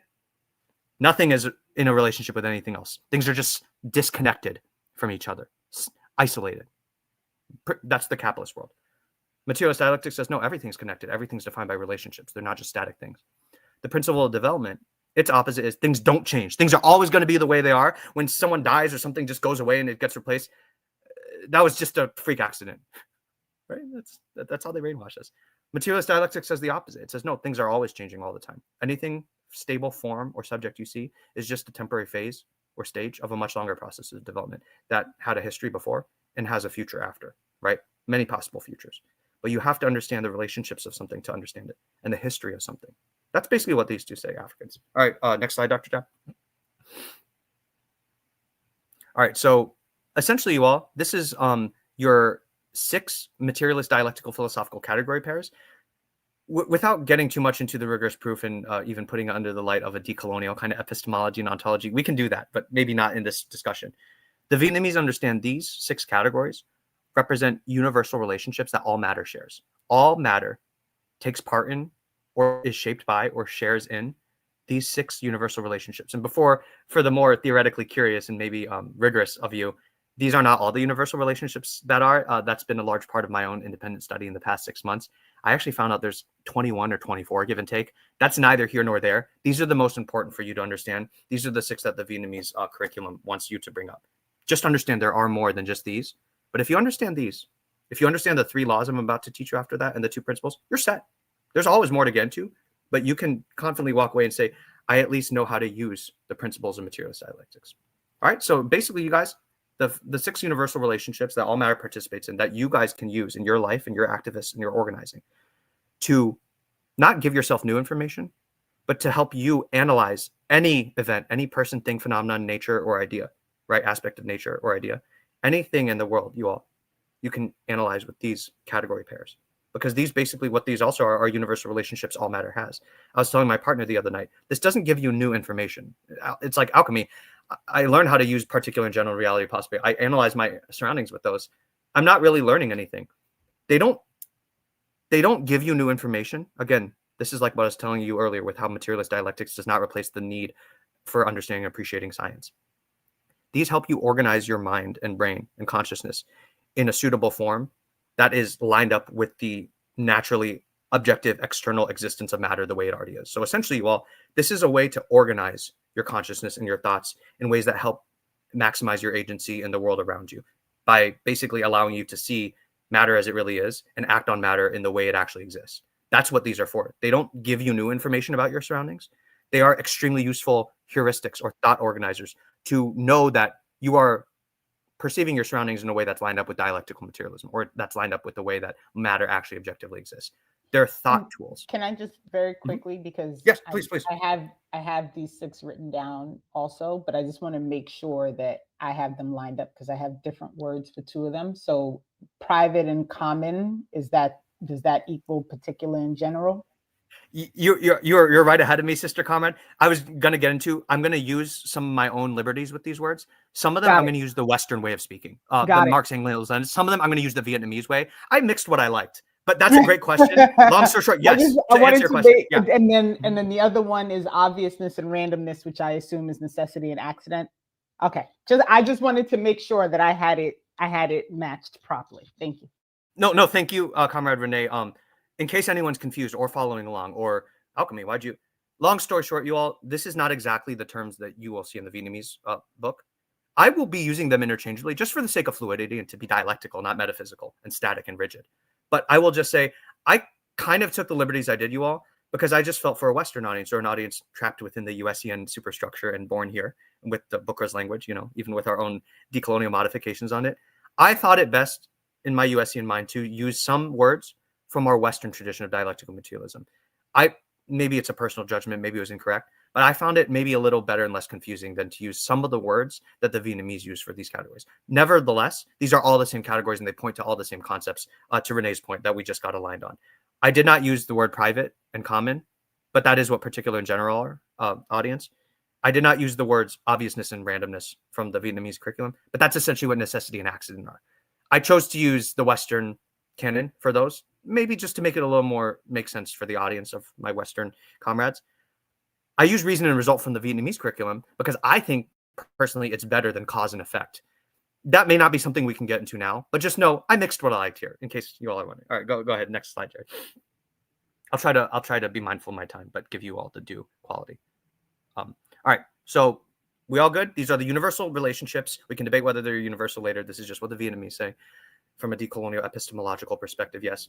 But you use these not to gain new information, Africans, but to just analyze anything around you, from your relationships to stuff at work, to labor processes, to running a channel, a beautiful Black liberation media channel, to your interpersonal problems, anything, your commute to work. My partner uses these for that.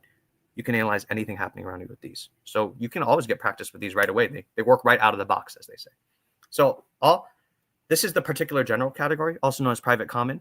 This category essentially, and you all have to understand this too. In our Western metaphysical philosophy, our European family, they have words like these in their philosophy. Europeans have cause and effect, and they do. Don't think that these are dialectical. Alchemy, what's so special about the Vietnamese way? The Vietnamese and the Marxist-Leninist tradition of dialectical materialism does not want you to just understand these categories, Africans. These categories exist in other cultures too, like Europe. What the Vietnamese Marxist-Leninist dialectical materialist philosophy wants you to understand, Africans, is you need to understand the dialectic between each of these pairs. That's why there's 12 categories I'm giving you, but really there's just 6 relationships. There's 6 dialectics. There's 6 pairs, right? Because you'll see this when we go through. They're like yin-yangs. Each pair represents 2 categories that are kind of literally their own opposite, yin and yang, dark and light, right? But they need each other to survive. They are 2 opposites interpenetrate and define each other through their opposition. All that's to say, I don't want you all to just learn the categories I'm about to teach you. These are useful. These are what you need to understand what I'm about to teach you. But the real point of this, the real point of the Vietnamese curriculum is you need to understand the relationship, the dialectical relationship between each of these categories, each of these pairs. You need to understand the particular generals' relationship with each other. You need to not just understand reality and possibility. White people already do that in their own weird, fucked up way. You need to understand the dialectic between reality and possibility. So what I want to caution you with before I go into the 6 Materialist Africans is you need to really understand and come away with understanding the mutual relationship between these categories, not just the categories in and of themselves. All right, so let's get started. The particular is a category that just refers to any specific thing. I'm a particular person. This is a particular laptop. The general is a category that refers to shared aspects, qualities, or characteristics or relationships between things. So you can say things like, I'm Alchemy. I'm a particular person. But I share qualities in common with Sudip, for example. We're both members of a diaspora we call Asians, even though that's a huge and nebulous and colonial construct. I have the quality of being a human. So that's something I share with Renee. I don't share the quality of being a woman. I don't share the quality of being a mother or someone who, is the caretaker of a high school level kid. I don't share the quality of being a professor of media and Africana communications with Dr. Jab. But we all share the qualities of being students of revolution or revolutionaries.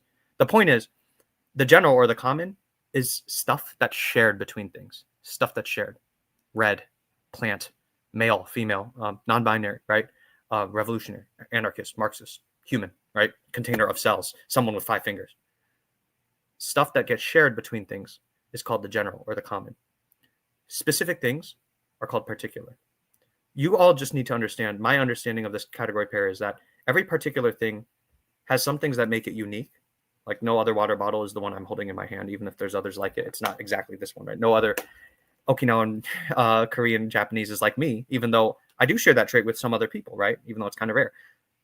Every particular thing, Renee and Jared, have unique characteristics that no other particular shares. But every particular thing also has common or general characteristics that are shared by other things. This revolution was similar to that one. Oh, what the Black Panthers did back then, there could be a commonality for what the conditions allow us to do now. But this pair is also to remind you, you can't just treat things like they're exchangeable. That's called dogmatism, where you're underemphasizing the private for the common. Oh, it worked here, so it's always going to work there.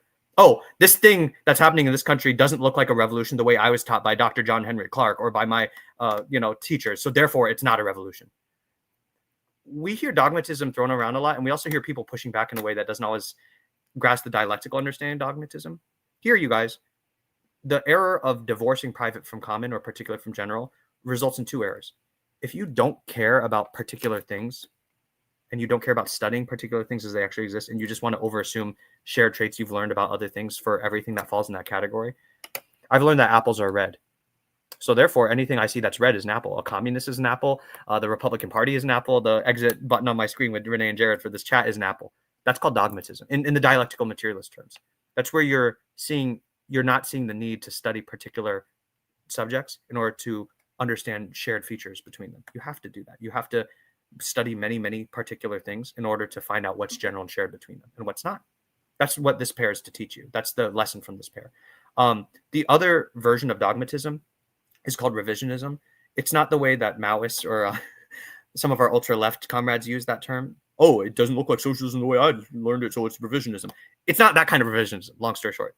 The Vietnamese say, when you don't look at the particular and you only care about generals, oh, I'm just going to overassume a general trait that's shared between everything. That's called dogmatism. That's wrong. It's only right to consider both. When you only care about the particular, the opposite, and you don't care about shared characteristics at all, that's called revisionism. In the Vietnamese definition of the dialectical materialist definition of that word. Revisionism is where I can never form any theories about anything because every time I see a thing, I'll get confused if I see another particular that has the same characteristics as that thing, but also has differences. And that will never allow me to form any kind of coherent theory as to how the world works or it relates. That's the problem of revisionism. Here's an example. I see an apple and it's red. Okay, cool. So apples are red. I see an apple that's green. Oh my God, wait, there's 2 particular apples. They're both apples, but one's green, one's red. I'm going to have to rework my whole definition of apples, Renee, because now I'm wrong about apples because I saw one that's green. That's where you don't care about shared things at all. And you only define how you think based on literally every single particular thing, not having a theory of shared commonality, I guess. That's called revisionism in the Vietnamese curriculum. That's incorrect. And it's also incorrect, Dr. Ball, to say, not saying you do this, I'm just keeping you all second person invested. It's also incorrect to not consider the common or the general. You have to study as many particular subjects to learn from them as many generals or common features as possible and learn what's unique and what's not. That's essentially all that category teaches us, but it's very powerful. All right, next slide, please. Reason and result, you all. I won't go into why this is different than the European metaphysical version of the philosophical tradition's application of this concept, but rather I'll only give you the most boiled down version. Reason and result is the pair that deals with mutual impacts between two things, any interaction, and the change that happens after them. So that's called the result or the effect. Essentially, it's helping us understand that all changes in the universe occur because of mutual impacts between two things, between an idea and itself, between an idea and another idea, between a person, between words, in a conversation. Anytime change happens in something, you guys, it's because of a mutual impact between two things. So the lesson that this pair gives me, I try to say very simple. It seems deceptively simple, but really what it's trying to get you breaking out of is the Western metaphysical capitalist world and its philosophical tradition wants you to think when things happen, the capitalist world wants to obfuscate the causes of things, or it wants to misassign causes for things. Like, oh, trans people are getting recognition, therefore men are losing their masculinity. The Gulf of Tonkin incident happened, so therefore let's attack Vietnam, even though it never happened, The Western world wants you to swallow their own reasons for things, or it wants you to be unable to locate where the changes of things come from. Essentially, this pair is basically here to teach us and remind us, hey, African, revolutionary, self, when you see a change in the world around you, just know that a mutual impact between two things or within two things is the cause of that. What mutual impact was the reason for what cause, that's up to you to investigate in every particular situation. Just understand the capitalist world doesn't want you to understand that changes happen from mutual impacts. I guess what it'd be like is like, hey, I'm going to have a mutual impact with Renee, and then we're both going to walk away exactly the same and unchanged, and we're literally the same person before as when we walked in before the conversation than when we walked in out after.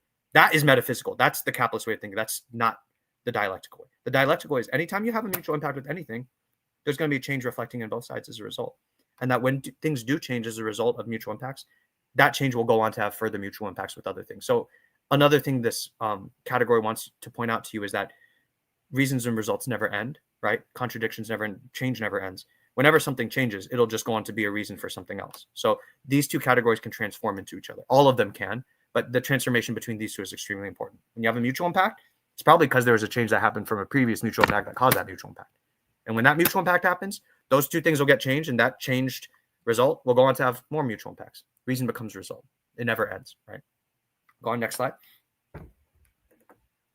Necessity and accident, Africans, is a dialectical pair that actually deals with inevitability and randomness. They call it obviousness and randomness in the Vietnamese book. The Western kind of tradition calls it necessity and accident. Necessity is basically situations or outcomes that happen inevitably due to internal relationships, and accidents are basically situations or outcomes that happen that are not predictable or contingent or random due to external impacts. So essentially, it answers this question, Africans. Things that are inevitable, things that will always happen a certain way, no matter what, that comes from internal relationships of things. If I light a piece of paper to 451 degrees Fahrenheit in my oven, it will catch on fire. That's a necessary outcome, or that would fall under the realm of obviousness, because the internal relationships of a piece of paper under the external conditions of a sufficiently high enough quantity of heat will inevitably cause it to catch on fire. That's a given. Necessity is what's given in life. I just want you all to understand the dialectical way of thinking about it is givens, inevitabilities come from internal relationships. Okay? What's the opposite of a given? Contingencies, externalities, randomness. That's things you can't control or predict. The source of non-predictable outcomes is external impacts. So what does that mean? I just told you all that a piece of paper will light on fire if I put it in an oven at a sufficient temperature. That's necessary. That's obvious. What's random, fellow Africans, my beautiful African family, is whether or not me as a human will do it.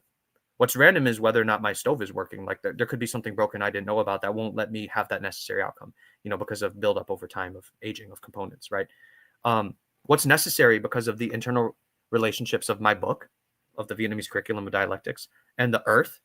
The earth and my book have a relationship with each other. It's a relationship of gravity because they're two mutually attracting bodies of mass. If I drop my book, that drop is falls under necessity and obviousness because it was due to the internal relationships of my book and the earth. An accidental aspect of this situation is, will Alchemy drop his book? Does Alchemy choose to? Or what if someone just breaks into Alchemy's apartment randomly and then just stops me from dropping my book? All these things that are highly unlikely, that is something you can't predict or control, right? That's because of external relationships that I may have or my book may have. But I just want you to know that every situation has a little bit of both. And the Vietnamese say you can transform one to the other. So every situation has things that will always happen inevitably because of internal laws or contradictions within their own relational matrices. But there's always a certain amount of randomness and uncontrollableness in every situation. And that's because of the fact that every relational entity is an open system and is capable of receiving mutual impacts from other systems and other things. And the Vietnamese just want us to understand that there's a little bit of both in every situation. So you should study for and investigate and be prepared for the necessary and the obvious. But do never, ever, ever discount the randomness. All right, next slide, Dr. Jab. Content and form is a pair that basically refers to how things are made and how they present themselves to the external world, Africans. So essentially, content is a category that refers to all the constitutive elements that make up something. It's basically the stuff of something. My book's content is paper, cellulose, plastic, and ink and pigment. My content as a human being is cells and carbon and phosphorus and sulfur, right? And deoxyribonucleic acid and organs, right? Form is the relationships between the constitutive parts of something, as well as the way it appears to the outside world, the way it presents itself. Long story short, Africans, content is always changing. You're always aging. You're inside the components of your chair or your laptop, right? Or of an organization. They're always changing, like slowly, gradually, quantitatively over time. But form, the way you look on the outside and the structure and the way your body or the shape or the vessel of something is organized, that's form. It's the way content is organized and arranged and the way something looks on the outside. Form is relatively stable and it doesn't look like it changes. And it usually only changes in ruptures and qualitative leaps, as we say in materialist dialectics. What I want you Africans to take away from this is just that content and form have a dialectical relationship with each other. Content determines form and form can impact content. And when it comes to our revolutionary activities, we need to make sure that for the things that we can change as revolutionaries, we need to make sure a thing or a phenomenon or a political movement or an action or a speech or a talk or anything or a toy you're designing for your fucking kid, you need to understand that the form of something can be made to fit its content better or worse. And as revolutionaries, we need to understand that the form of something needs to be made to be suitable to its content, not to be antagonistic towards it. And that can change. A human can go in and change that through practical activity and through practice and theory. Here's a great example. If I have a bunch of metal, it would not make sense for me to take that metal, that's content, and to arrange it in the form of a wooden chair. That's what Luna and EJ say is their example. It would not make sense for me to take the content of metal and to build it in the shape and the way of existing as a wooden chair is, because metal doesn't get arranged in the way wood does. It would make more sense for me to take that metal and to arrange it into the form of a metal chair, with all the specificities that implies. I'm sorry if that didn't make a lot of sense, but my point is content and form can work against each other, or they can benefit each other and suitably develop each other. And as revolutionaries, we just need to see what that suitable synergy is. And it's going to be different for every single thing or phenomenon. I just want you all to know this pair says the way a thing looks and the way things structured is different than, but is determined by the stuff that something's made of. It's a lot like matter and consciousness, Dr. Jab. Content determines form, but form impacts content. All right, next slide. I'm being mindful of the time, by the way. Essence and phenomenon is a category pair, Africans, that deals with the essence of something is just all the synthesis of the internal stable relationships that make something what it is. It's basically the internal contradiction that defines a thing's identity. You can't see it. It's relatively stable. It doesn't usually change throughout time. I mean, everything's changing, but it doesn't change as often as phenomenon does. But you can't see essence. So how do you actually come to understand the actual relationships that give a thing its identity in the world, right? Anything, right? You understand it through its externalizations.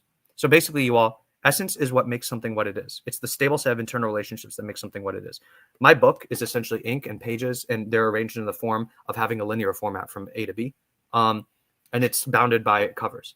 The essence of all those relationships, the essence of my book is all those relationships synthesized together. So basically, this is a bundle of papers designed to transmit information.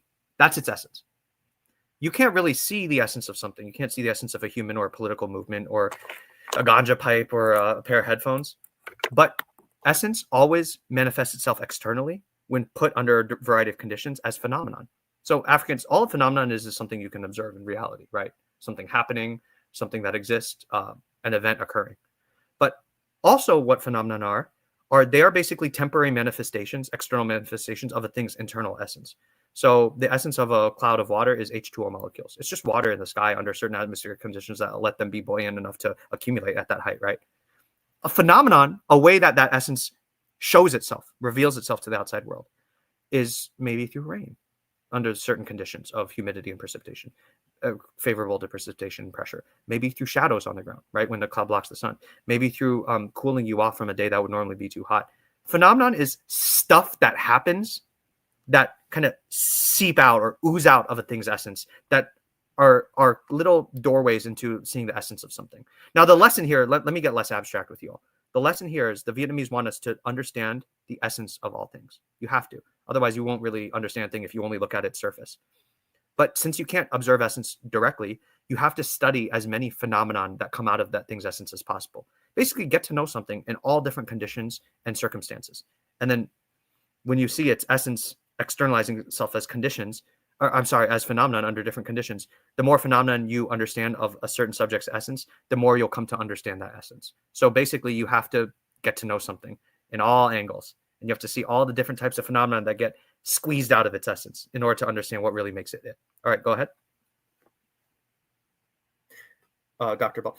Reality and possibility is the last universal category, fellow revolutionaries. And it's essentially, reality is the category that deals with anything that actually exists or has existed. All right, real is real. Okay.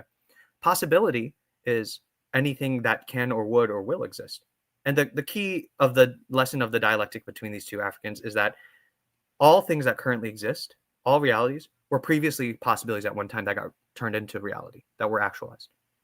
And all realities that currently exist, me holding this book, me having this beautiful conversation with our wonderful comrades, Dr. Ball and Renee, anything that actually exists, any reality, contains within itself the seeds of possibility for change. So essentially, possibilities exist within currently existing realities. And under certain conditions, any possibility can change into reality. It's just every possibility has a different set of requirements needed. Our book, and as Baba Daruba in the BLA manual calls this, objective conditions and subjective factors. Long story short, every possibility has a different set of needs it needs to be met to change it into reality. There's going to be a half of that needs that are objective conditions or things that exist beyond your brain, like conditions, material conditions, political and social conditions. There's going to be an objective factor to making any given possibility a reality. And there's going to be a subjective element or subjective aspect, which is a human needed with willpower and consciousness to make that possibility realized. So the takeaway from this pair of Africans is very simple. Every reality was a possibility at one point, and every reality contains possibilities for new potential states. Everything contains the potential to transform into something new, something that's not. But these just don't happen spontaneously. Every possibility requires some objective factors or external, conditional, circumstantial aspects to be met in order to realize itself, and a human factor and a human present willing to do it, right? All right, next slide. I'm going to go through these super fast, I promise. These are the three universal laws of motion. Everything's changing all the time, Africans. These are the laws that tell you how they do it. Let's go ahead. You've probably already heard this. Most of you probably even know these laws more than the pairs, if you're studying in any kind of revolutionary thought. You probably already know this, so I'm going to go very quickly. Law of transformation of quantity equality is the law that applies to all things, phenomena, and ideas, like I already told you with the categories. This law says that everything in the universe is changing all the time, but how things change, the architecture of their change, is actually a very predictable shape. Things change via quality shifts. That can only happen once a certain amount of quantity shifts have been reached and have reached a certain threshold that's specific for everything. I'm speaking generally because everything has these laws applied to them, but they manifest them in their particular ways, unity and diversity. You already heard me say that. Now, what I want you all to understand here is that it's not going to necessarily be the same use as the words in our metaphysical USian life. Quantity, as a category here, is just the countable aspects of something. I have 1 million blood cells in my body. I have a quantity of 1 as a person. I have 4 limbs. I have 1 water bottle in my hand. I have 1 cup of coffee. I have 1 bong on the thing that's not being used right now because I'm being a responsible revolutionary. Quantities are the number aspects of reality. Anything that can be counted, even speed and motion and temperature, okay? Quality here, it doesn't mean Renee's a good quality guest. This is an excellent quality platform. It's not that kind of quality. Quality here is just the aspects of something, the characteristics of something that are not countable, that differentiate it from its surrounding universe and matter. I am Asian and my partner, she's Puerto Rican. That's a quality I have. I'm a human and my chair is made of plastic and vinyl, and I'm made of biomatter. That's a quality of mine. I'm talking to you right now. I'm not being silent in my natural state of being a chatterbox. That's a quality. You all understand? Quantity is just the countable aspects of anything. Quality is the characteristics of something else. They're joined together. They're like a yin and yang. Everything has qualities and quantities. What you need to understand is that things only change when they undergo quality shifts that are the result of a buildup of quantity shifts. What does that mean? Here's the classic example. When you heat water to a certain degree, a threshold of 100 degrees Celsius, it'll turn into steam, right? That's a quality shift of its essential characteristics. That quality shift could only occur when a certain amount of quantity had to be built up, which is temperature. The thing is, when it comes to politics and political life, this even applies here. It's just going to be different for every situation. You might want to solve hunger in your city. That's a quality shift of my city has hungry and homeless people, and I want it to not be that way. I want it to have the quality of not having any homeless or hungry people. You can't solve that right away. You can't make that quality shift happen before what? Before enacting a series of quantity shifts that reach sufficient thresholds. Maybe if I feed enough people on my block every weekend, maybe if I do that enough times, if I get enough people fed on my block, I can feed everyone in my neighborhood. Maybe if I replicate that with a group of cadre on a larger scale, then I can eventually feed all the people in my district. Maybe if I eventually build up enough quantity of having fed people in my district every Saturday, I can make this 3 times a week. Maybe once I've gotten enough of that, I can have the quality of maybe the whole city can be fed. This is unrealistic, but I'm trying to show you the relationship between quantity and quality when it comes to changes African revolutionaries. We need to understand which quantities need to be built up in order to make the qualities change the way we want them to. All right, next slide. This is basically the most important law of all Africans, but I'm not going to mystify it to you one bit. I'm going to make it super plain and simple. Everything in the universe is defined by unity of opposites. Everything in the universe contains contradictions. And this isn't the same thing as a logical contradiction like, oh, you're a revolutionary, but you're spending petty bourgeois types of money on Dunkin', not Starbucks. Don't support Starbucks. That's a contradiction. That kind of contradiction we use in everyday language, that's the metaphysical kind of contradiction that comes from the Western philosophical world of thought. What we're talking about here, comrades, is dialectical contradictions, the dialectical version of a contradiction. What is that? It's a temporary unity of opposing forces. Here's all I want you all to know about this. Contradictions are endless. So anytime one contradiction gets done, it'll just get replaced by another one. But you all have to understand, even though they're a baked in perpetual permanent part of our physical material universe, everything that exists has an identity defined by a unity of opposing sides. As African revolutionaries, you all need to understand. You need to understand everything around you and everything that happens in your political and personal life. You need to be able to understand them as a unity of opposites. And if you can do that, you're on your way to understanding things in a materialist dialectical way. And long story short, Dr. Jab and Renee, when you understand anything as a temporary opposition of opposing sides, then you can understand where its change and its motion and development are coming from. Because here's another thing. Not only is everything defined by their contradictions, right? And long story short, Africans, there's many contradictions within anything, but the one that defines its identity at this current stage of its development is called the primary contradiction. That's what that means, if you've heard that from Baba Daruba or our Black liberation ancestors. You need to understand the contradictions in a thing, because that'll show you the true nature of its identity. It'll also show you where its immediate future changes are going to be, because all things as identities come from contradictions. All things as change originates from their contradictions. All right, go ahead. Almost done. The last law is the law of negation. Long story short, Africans, this is a very, very hard concept to get, even in our revolutionary circles and our revolutionary practice and traditions, even for me. I'm going to sum it up very simply, even if you all have heard this defined in a kind of a different way. Law of negation means many things. It says many things. But the only thing I really need you all to take away from this time we have here is the law of negations just says that anytime you have a contradiction anywhere defining anything, it will eventually be done. One side will overcome the other, or it will terminate, or it'll transform into a different contradiction. Anytime a contradiction ends, a new one will spring forth. But that contradiction, whichever side was the previous negating or winning aspect of the previous side, it'll inherit qualities from both sides of a contradiction. So I'll put it even more simply. Contradictions never end, so new shit's always happening. But whenever new shit happens, it's always going to have birthmarks of previous old shit. That's all that says. The new grows out of the old. We could get a lot more in depth, and I would love to, but for the sake of our conversation and our time, and for your questions as well, Renee and Jab, if you still have time to, all negation and negations is really saying, Africans, for you to operationalize this, is everything's changing all the time. And you already know anything is defined by a contradiction, right? Everything's got their own contradiction that defines it. The moment I'm in has a contradiction. The human being I am has a contradiction. The revolutionary I am, right? Anything you see in the world out there, when one thing goes away and it becomes something else, that can look like anything. It can look like Renee going from being hungry or not hungry. It can look like me being living in this country to living in China someday. That might happen. Anything you see, anytime you see a new thing replace an old thing in the world, just know that what happened inside of that thing was a contradiction got resolved and it got replaced by a new one. That's really all that law says. All right, go ahead, Dr. Jeff. I really would like to get into this slide with you all, but I would prefer Jared and Renee to have their time. So if we could just pigeonhole this, I'm not inviting myself back, but I would love to be able to talk to you guys more about how to use these. You've been invited back. You just didn't know it happened yet. Well, long story short, thank you. Jared, could you go to the next slide? I want them to be able to, I want you all to, next slide, Jared. Thank you, Renee. Support Land Act, support Black liberation creators, and that's all that is. Keep going. This is the people we want to be like. This is a little bit of what I've imparted onto you today. We have a world to win. All right, question time. I'm sorry I went over.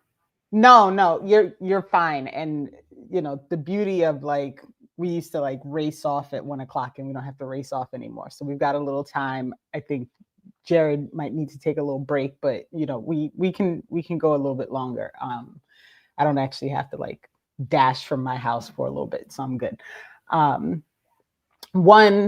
Same here. I'm here for as long as you guys want to use me.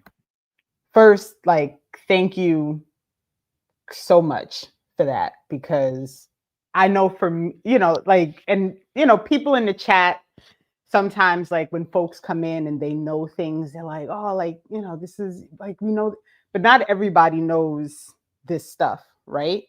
And not everybody has the back bars to all those things. Like people, you know, there's so much information and it's a lot to go through and it's a lot to understand. And I could tell that you were trying to like race through to make sure you got through the information, which is fine.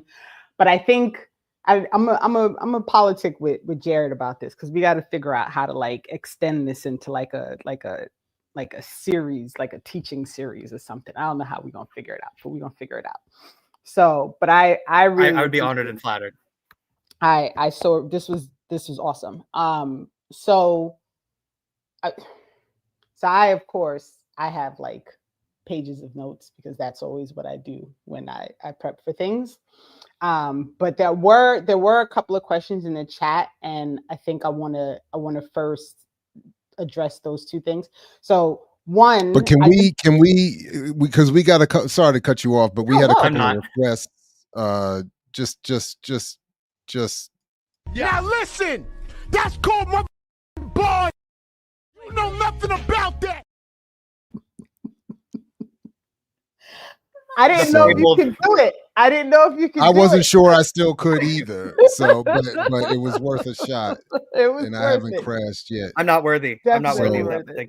No. That was definitely on point, and I certainly appreciate all of it. So, and I know the chat did as well. So, so can you just clarify for people that you are not a professor? Because I think we didn't. There were multiple. Long story short, Monty, no, and I'm just a humble worker. I'm just a working from home customer service bullshit corporate. No, I'm just a normal worker. I'm just a normal dude. No. So we are gonna nominate you as a professor.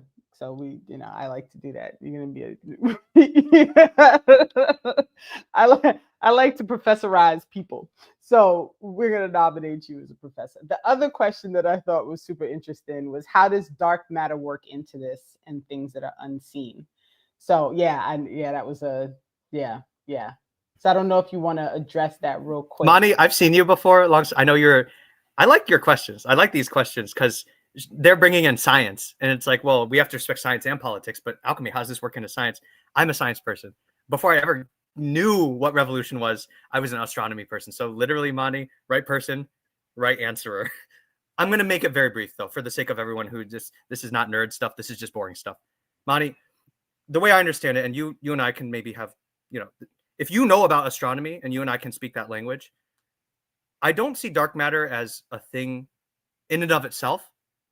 As a dialectical materialist through that frame, Monty, just to your specific question, I see it as a phenomenon that represents the essence of the contradiction of there's something out there gravitationally influencing most of the matter and the baryonic matter of our universes and our galaxies. We don't know what that is. The numbers don't line up. We're going to infer that there's this stuff. We don't know what it is. It could be a new particle. It could be extra dimensional matter. Trust me, I don't know how much you are, but I was a huge nerd of quantum and astrophysics once upon a time. So I'm not up to date on it, but I'm there with you if you're that deep with me.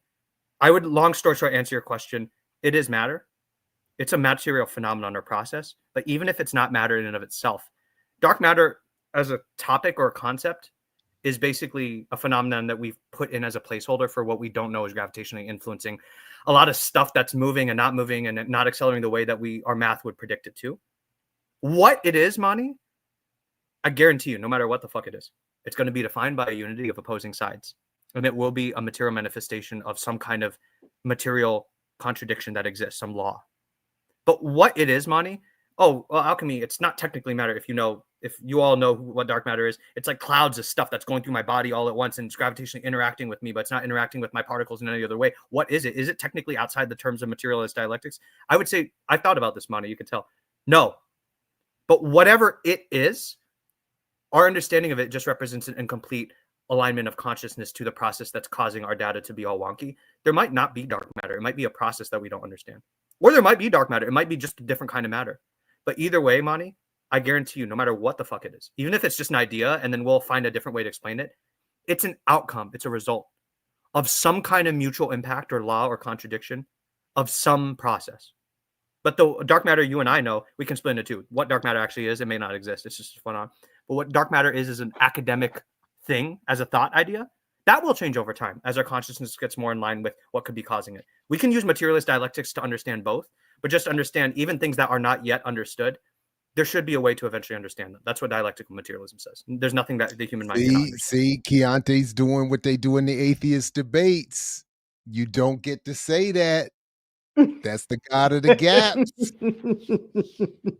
Long story short, the only reason I'm hanging on to this conversation is because, again, my biases aside, in those atheist debate spaces, all of this comes up. There are particle physicists and biologists and evolutionary biologists, and of course, some who are in and out of the faith-based communities having these debates all the time. So I'm not saying Keontae is wrong. I would just say, as they say, it's a fallacy to say that, to claim it. Well, Dr. Jab, but anyway, that's it. I have two things to say, super quick, but I have a lot of feels in this too. So believe me when I say this is personal to me, and not in an objectionary type of way, Keontae. I don't know you or your politics or how your tenure on this channel, but I've thought about this too, Keontae. I may not have an answer that's satisfactory to you, but I have a kind of answer. And Dr. Jab, this might resonate with you, atheist, but you understand the importance of religion, the sociological. I'm going to kind of approach it from that direction, if you will. I would say the first thing I would say to you, Keontae, is there are some people, this might not change your mind, but this might give you added perspective to kind of tackle your kind of inquiry, Keontae. There are people, and I see some emulatable example with them. There are some people out there, Keontae, where they don't necessarily even see dialectical materialism, the way I'm understanding it, science of relationships, as opposed to the existence of a God. Now, Jared, your atheist feelers, they might be going off. I'm just putting it out there. I've come across people who literally, I guess you could say, have found a scientific way to understand religion, or at least a scientific backing for their spiritual convictions. And another way to say is some people out there, I've seen them kind of have no problem synthesizing the whole I believe in a God, or the process of a God, or whatever you want to call that, and dialectical materialism. They might not be mutually incompatible. Like some people would literally say, what's your religion? What's your moral set? Dialectical materialism in some kind of way. But that could be another conversation, Keontae. But I That's sympathize what with the South Park sentiment. tried to say. Well, and secondly, Dr. Jab, I would just say, I don't know if science and religion, because there's many different types of sciences, right? Even if we can get into this at some other time, decolonializing science and methodologies and epistemologies. But long story short, Dr. Jab, I think a lot of our Habibis in the Muslim and Arab world, I think there's a lot of thinkers there, history is still living, that might have interesting things to say about the interaction between science and spirituality. Not necessarily religion, but spirituality, right? And so too from our indigenous radical South American, Latin American, and Turtle Island scholars. Like, long story short, Dr. Jab, I know you and I could have whole conversations about this. Native American religion is not the same thing ontologically as Western Eurocentric, right? And some religions in some places don't fulfill the hierarchizing, opiate of the masses. Some are literally just indigenous, cultural, social, historical technologies they've developed to understand relationally the land they're part of.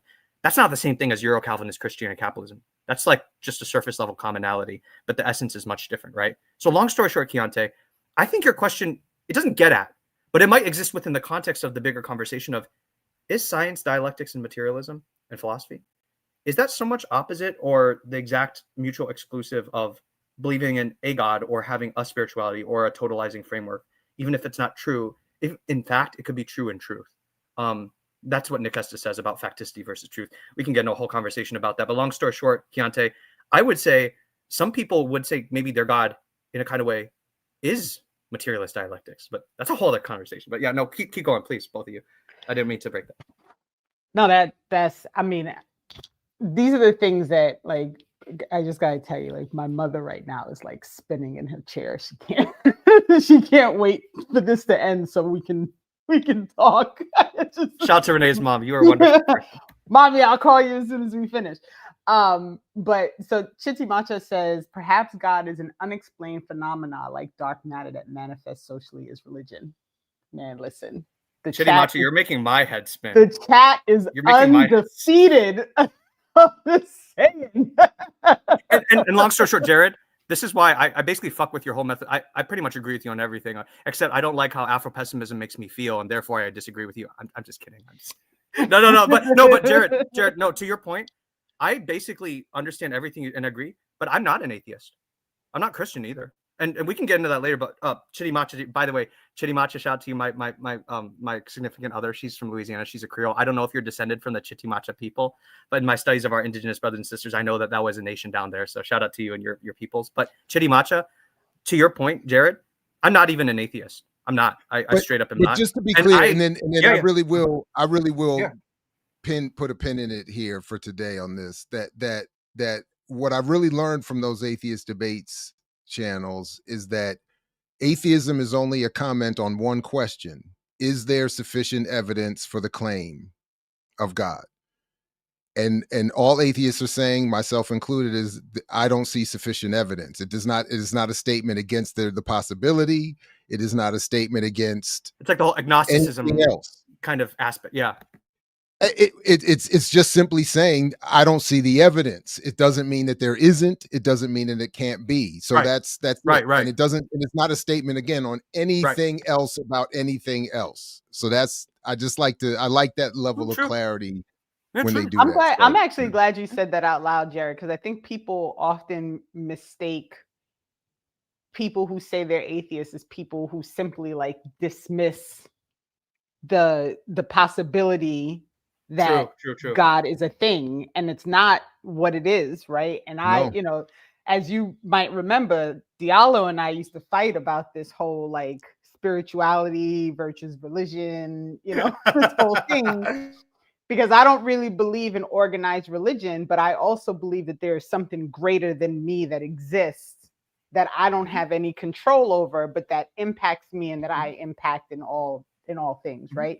So I don't really have a definition for it. I don't have a word for it. I don't, I refer to it as sometimes the universe or, whatever, because I can't really think of another way to put it. Spiritual, but not religious. I'm like, right. And so, that whole question for me, like this, I gotta tell you, this whole dive into this was fascinating for me. And my son got home yesterday. And so just so you all know, my son is also like a little bit of a brain, kind of like the reader and the whole thing. Like he's definitely inherited that from me. So like 2 days ago in the car, he says to me, "Mom, is water wet?" And I was like, Naz, that's a really good question. Water wet thing. But what is wetness, really? But what is like water will make something wet. But I don't know if water's wet. Like that's a great. So we ended up having this whole conversation about how water, changes depending on all the different factors that interpret. So then it's not like water can only wet something when it's water, right? But when water is ice, until it melts to water, it can't wet anything. Like there's like it was a fact. So you guys are being dialectical, honestly. I know. Honestly. Which is what I told him last night after I watched the 3 videos. That's what I'm saying. And what is the precise point that something becomes wet? Wet, right. And so like this whole But this is just a relationship. It's not a thing. Remember I was talking about Exactly. And so we had this whole, and then I was reading the BLA chapter, right? And it specifically talks about water. And it's the classic example. Mhm. Like it's the class. So last night I'm like, you'll never believe this, Naz. Guess what? I'm learning about dialectics, and it's all about like it is. It We're was talking about what Huey talked about. fascinating. We're talking about what George Jackson talked Right. about. So like, you don't even know. but Right. yeah. And for something as simple as understanding the contradiction, because water is a contradiction between hydrogen and oxygen. So like understanding that at its You already like know. core. Listen, my whole head was like steam coming out. I didn't know what was happening. I was like, what am I supposed to do with all this information? So this was listen. You changed the world with it.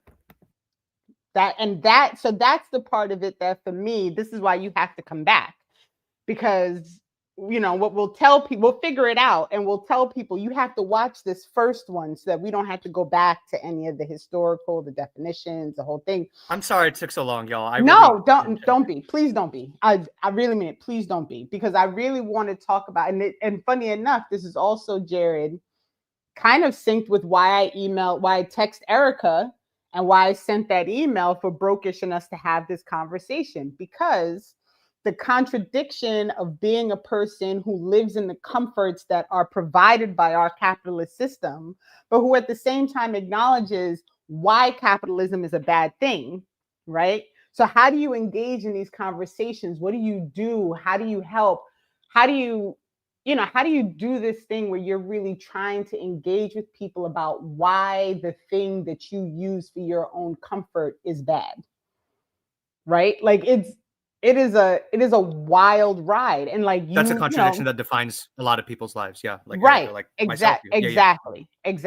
And so I really want to have that conversation. Like last night on Black Myths, they were talking about Black capitalism and sovereignty. And shout out to Black Myths. I'm so glad the crew's back together. You got multiple shout outs last night, Jared. I don't know if you knew, but you got multiple shout outs last night.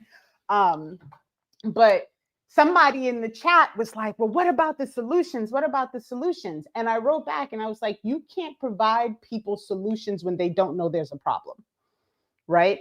So for me, a lot of these conversations, bringing people like Alchemy on, like having Brokish come in, like all of these things, really my goal is to get people to understand that we are living in a problematic space, right? So we're all navigating through our own contradictions, through the contradictions that are forced upon us by capitalism, by systems, by all of these things.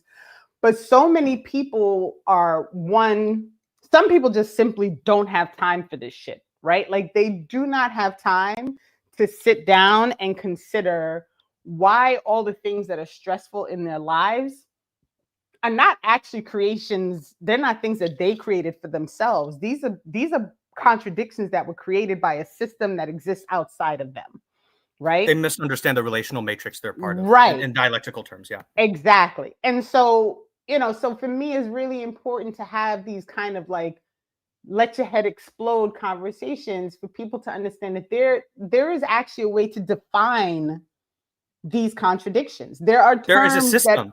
Like Vietnamese have already worked this out. The Chinese, yeah. Right. And so I can't thank you enough. Like this was really all the information that you provided that I kind of went through and read and watched. And those 3 videos that you sent were excellent. Like she's dope. And Luna's better than me. She taught me everything I know. You also. I mean, it was fascinating for me, but I really think it's important that we provide this space of getting people to see and recognize that the problem exists, that the contradiction exists, that the issue exists outside of themselves. Because it's easy to just be like, Black people are poor because they're all lazy, right? And not to even, or to think that this magical like buying power thing is something that actually exists.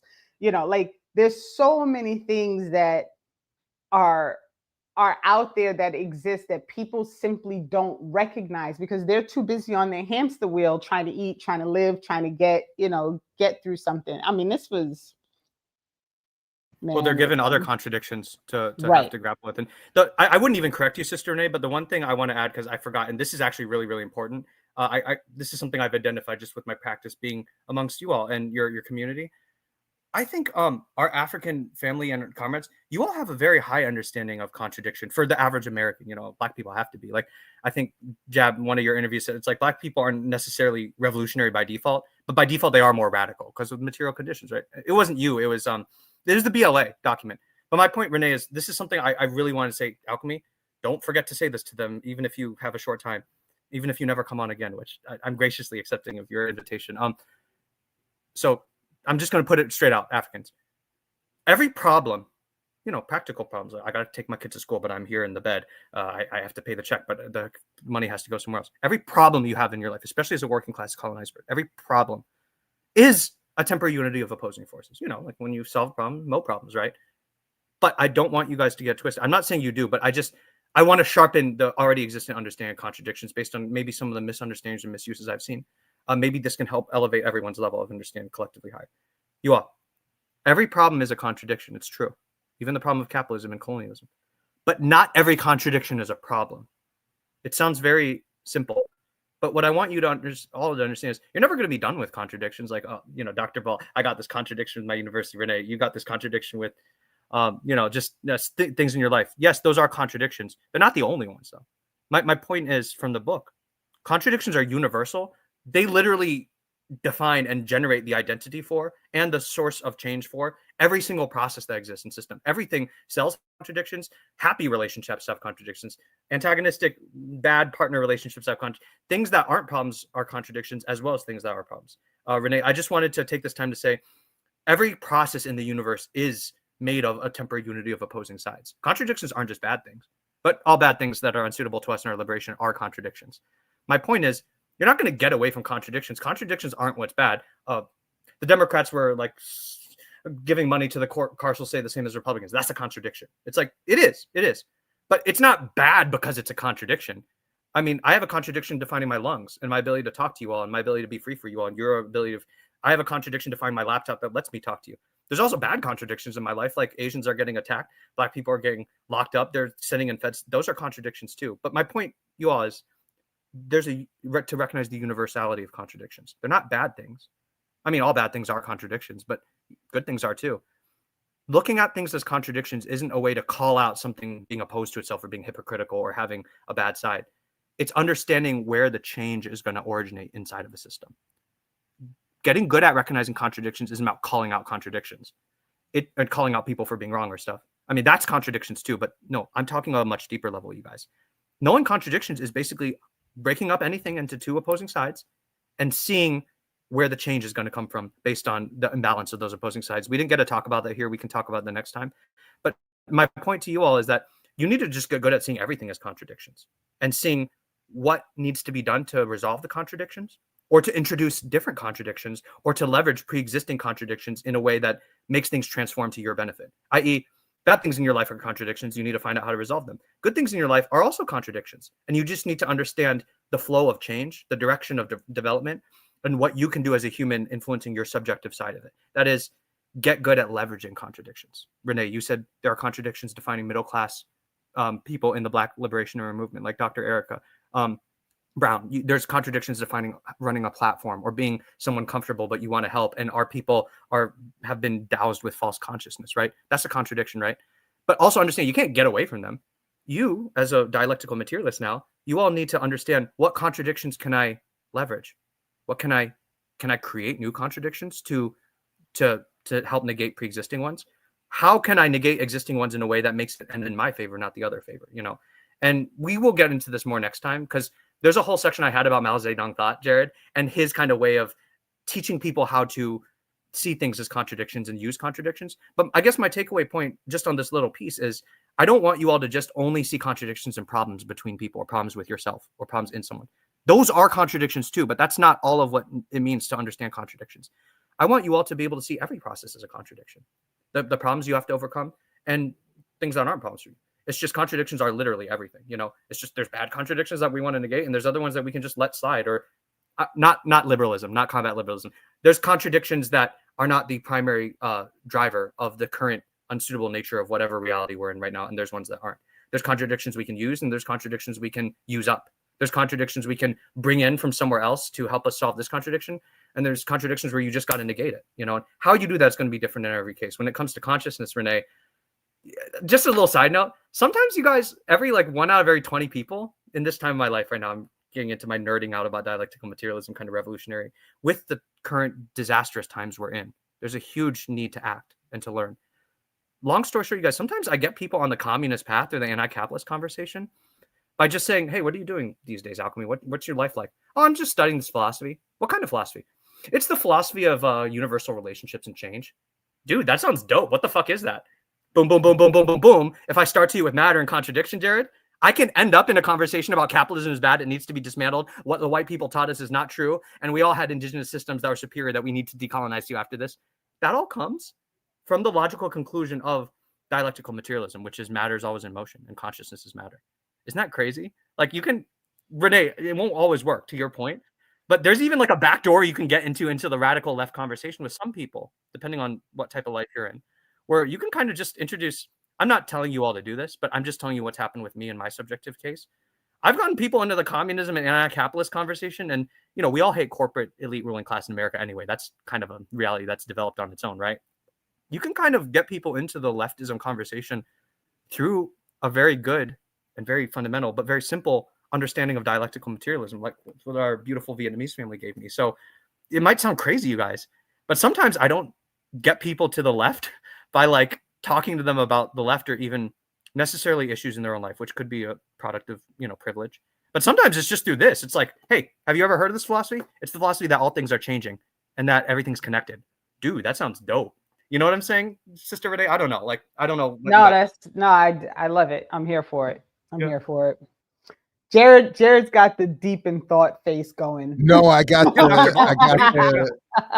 the food is home. There we go. Look, let me not keep you both. I'm sorry for going over. There's noise in the house. There you go. No, this has been fantastic. I co-signed, obviously, the return parts 2 and beyond, and future Dr. Brown has already responded in email, so that collab is on its way as well. And salute to the chat as always. Dr. Ball, I'm so sorry, but if you may, and I know I went over, so I won't be indulgent, but I'm just a huge fan of your work too, and you guys are both wonderful people and excellent revolutionaries to emulate. I hope you both know that. To your friends, family, the people in your lives are very blessed to have you. But if I may, Dr. Ball, I don't know necessarily. Yeah, say that again louder. The babies better appreciate who's the Dr. Javin here. But Dr. Ball, in a moment of personal indulgence, to borrow some of your language, I'm not going to ask you all of them, but I have some questions I really have been wanting to at least ask you. You don't even need to answer them for me. You could answer them off screen or in the chat or comment. But is it all right if I could borrow you, maybe just for a couple months, just ask you some fan to Dr. Ball questions that I had for you? 1 or 2. I don't know when I'm going to see you again next, and this is a more personal indulgence, selfishness for me. But is that okay? Sure. How could I refuse? Yep. Yes, sir. Yes, sir. I really appreciate it. Please don't even feel obligated to answer them all. No, it's all good. I'm just going to get them out to you and answer them. Has the time and everybody has a couple minutes. It's all good. I'm good. Yeah. Okay. Yeah. It'll only be a couple months, then we can sign off. But this has nothing to do with materialist dialectics directly. This is just ask Dr. Ball this next time you see him. I miss your Saturday Night Lives. I know your life shifted around, but please, whenever you can, bring them back. I love those, and I'm sure a lot of people would too. All right, Dr. Ball. I'm going to do a rapid fire. Again, you don't even need to ask them, but I just have been wanting to say these things to you. So please take them as you will. Here's one I already said. Dr. Ball is materialist when people attack him for not being dialectical when it comes to the social level of matter and semiotics. Yeah, no, I already said that to you. Yeah, that's dialectics. They're not being dialectical. I'm fascinated with Cabral and what got me into him. It wasn't even the Black struggle, Dr. Ball, but it was the whole notion of a people without a history. I'm drawing on Return to the Source. I'm sure you've read, or your audience. I'm fascinated with his polemics on European Marxists don't understand history. They don't understand historical materialism. They're saying class struggle is the motive force of history. Even Marx, he said that's not correct. This is what got me into him, Dr. Ball. Cabral said, what the people without history, Africans, Asians, indigenous, we had history before white people did what they did. But our history wasn't determined by class struggle. The motive force of the movement of our history, of us global South people, Dr. Cabral says, is the economic mode of production of a society and the contradictions that it is defined by. The contradiction between you and your environment, between, us Africans, the Balante people, for example, we had horizontal structures. We didn't have capitalist hierarchies. We didn't even have what the Fulani and some of the Muslim West Africans had, where their structure. No, some indigenous people, we didn't have any hierarchies at all. So how would you say we don't have a history? Cabral said they had to deal with the contradictions between them and other things, like other groups or the environment. That's what was their motive force of history. The economic mode of production, not class struggle. Class struggle is only the motive force of history when a society enters the phase of its political economy where it starts having classes. I don't know if you're familiar with that concept at all. It just made my mind explode, like Renee said her mom was doing. You know, I mean, I'm you know familiar to the extent that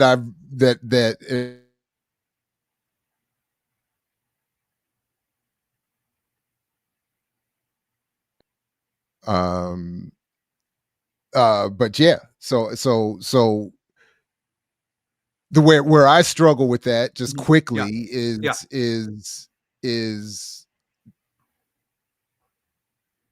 how I've always understood it, that Marx was only able to assess with great limitations what was happening outside of Europe.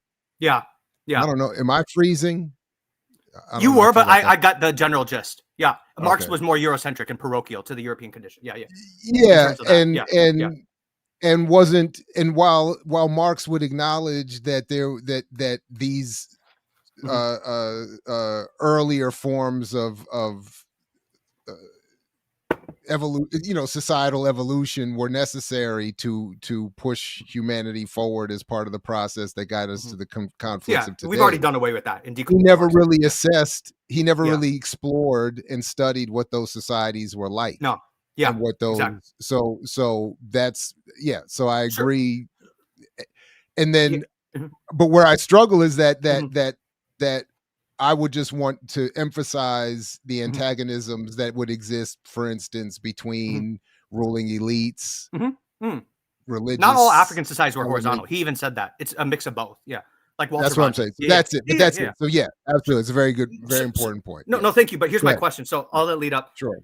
I'm going to be referencing some stuff you might not remember, but these are stuff online that you've done in interviews. So please forgive me. But you did an interview with Josh Myers, multiple. I love him. Please have him back. He was talking about, in one section, of Sylvia Wynter and his pedagogy. And you know how you got into this moment where you're like, you kind of were like, wow, I appreciate my teaching from a different perspective. I almost brought a tear to my eye when you were talking about the whole point of very deep stuff, right?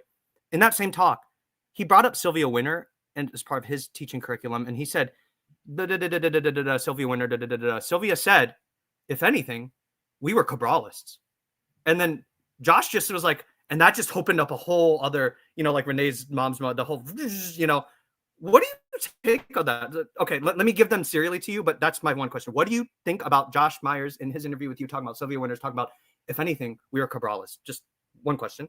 2, can you give me any competent critiques of Afro-pessimism? I've loosely been following your little polemics. I love them, by the way.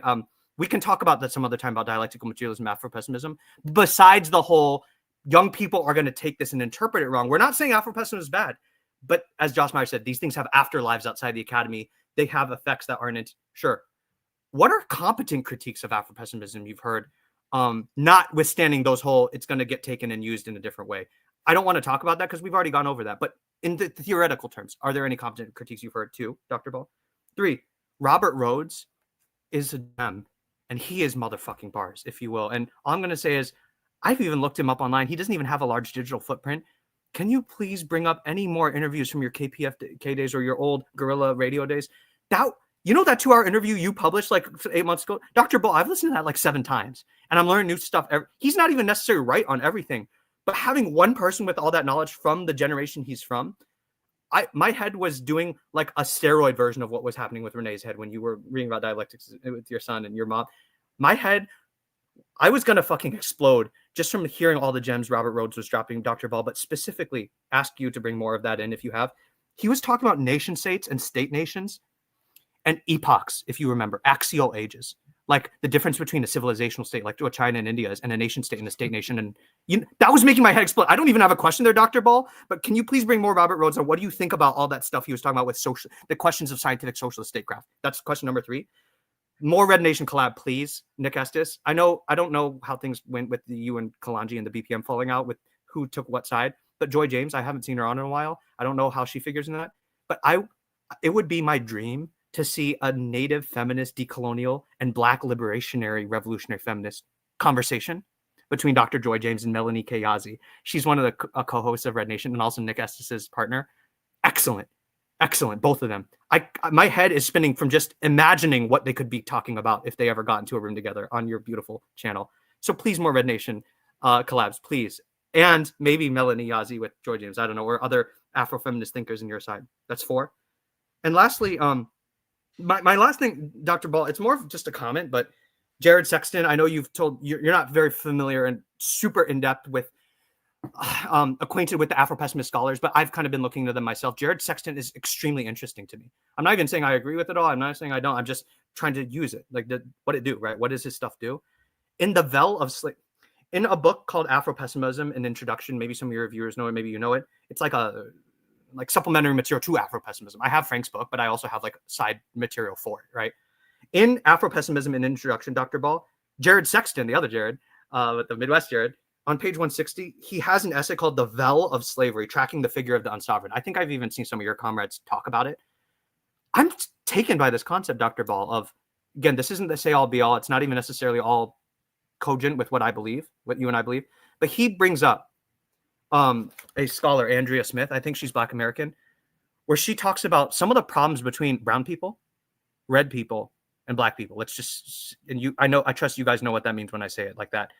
Some of the problems, not all, is y'all trying to put your struggle onto us. Y'all trying to use the logics of your struggle onto us, or the other way around. That's going to lead to lots of infighting and lots of misunderstanding. Here's one curative to that Andrea Smith says that Jared Sexton is quoting her and that his essay in this book is included in. Andrea Smith says, when it comes to people of color in the modern day and age of co-optive intersectional politics of the neoliberal regime, it can be a useful analytic to understand 3 pillars, all co-constitutive of capitalism and our primary contradiction, Renee, of being suffering colonized people in this hellhole of a nation. 3 pillars that are different, but they end up linking together to form the capitalist superstructure we have. You can't make it die unless you attack all 3. You cannot assume the struggle one pillar is the other. You do that, and that's kind of what we're doing now, is what Andrea Smith said. Dr. Ball, just for temporality, it was 2004, so things could have changed. This is what she says. There's the pillar of chattel slavery and capitalism. That's essentially what African Americans suffer under. And like, we can get into the ADOS African diaspora thing in a separate. Africans suffered this. That's their central contradiction as to the story of the development path of how they're here, what the fuck they're doing, what the fuck it'll take for us to get free. Slavery, capitalism is one pillar. Settler colonialism and land theft. You know what that means. That's our indigenous brothers and sisters pillar that defines their situation. They're not a minority. Black people are not a minority. This isn't just a racism battle. This is what this analytic is meant to be introduced to solve.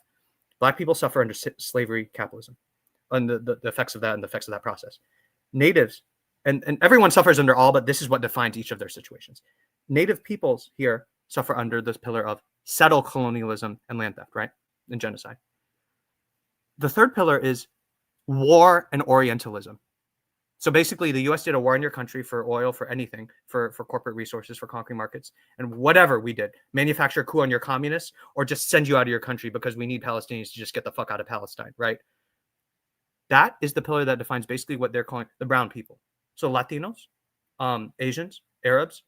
I don't know how African continental and Caribbean people would fit under, but basically, Dr. Ball, brown people, Asians and Latinos who are not Afro, we're here because of war, and we suffer under like Orientalism and all that implies, right? This is not meant to reduce them all. This is meant to just highlight our differences. Black people suffer under the Ma'afa and the continued effects of basically capitalism and slavery. And natives suffer under land loss, stoning, genocide, and settler. Those people and those struggles can work together. There can be dialectics, but Jared Sexton says, we need to not misunderstand the differences of our struggles and the pillars we're part of. And again, obviously, you guys, these can overlap, and there are people who are in between, and Creoles and the Puerto Ricans, right? They're part of both. But I'm just saying, I found that really useful and tasty as an analytic to kind of arrange my thoughts into when it comes to the different struggles we're part of as colonized people. But I guess maybe some of the different contradictions defining our struggles as people of color here, and the importance of not superimposing one over the other. And in fact, you already know this. You don't need to be an Afro-pessimist to understand that's a huge problem. And, you know, that may be one of the contradictions that gets in our way of collective liberation. But what do you think about all those questions, Dr. Ball? I'm sorry for that. Hold on. Wait. Before you answer, Alchemy. I'm gonna ask you to email those questions to me and Jared. I'm Because sorry, I do, Sister I have Renee. promised. I I will. was literally gonna say I'm about to read. I'm glad this is on tape so we can just rewatch it. Right. So because I promised my son breakfast for lunch, and I'm so sorry. Please don't apologize. And this is not if I could stay, because Jared just got the, oh my God, these are questions. This is like legit. But this means that those 4 questions are like 4 other episodes. So we're gonna have to figure out, like, you know, a way to so email the questions, and we're gonna add that to the follow-up of the how do we make the dialectics actually work. Yes. For people, right? Because we're gonna have to figure this out. Like, you know, like Musa always teases when he answers me, like Musa be teasing me all the time, because I'm always like, how about this, Musa? You want to come back for this? So you're about to be on like the Musa level list of come back. I don't think I'm worthy to be on Musa's level, but Jared, I didn't want to interrupt you from saying something. I just wanted to make sure we didn't go for another hour, because I do. No, we're not. We're not. No. So all I'm really gonna say for now is those questions are really good. They deserve way more than I can do right now. The I all the names and the people you referenced are brilliant and very challenging in different ways.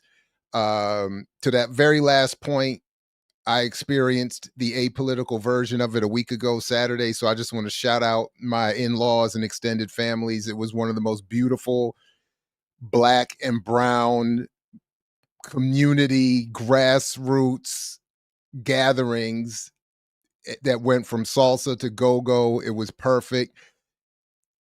It just was very apolitical. So my point would be that as long as we're studying our differences so that we can better learn how we can work with one another to get to this revolution, that would be how I would want to quickly address that. The one thing I do want to say before we get out of here, because I was sent after that last discussion around Afro-pessimism last week, I got a lot. But one of the more impressive criticisms that I got is something from, I believe, 2020 from Nick Mitchell, who I'm just not familiar with, but who is clearly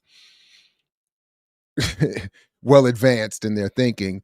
It's called "The View from Nowhere" on Frank Wilderson's Afro-pessimism. And what I sent my double O African who sent this to me, and I think we can wrap here because it's a kind of a perfect way, given the discussion we just had.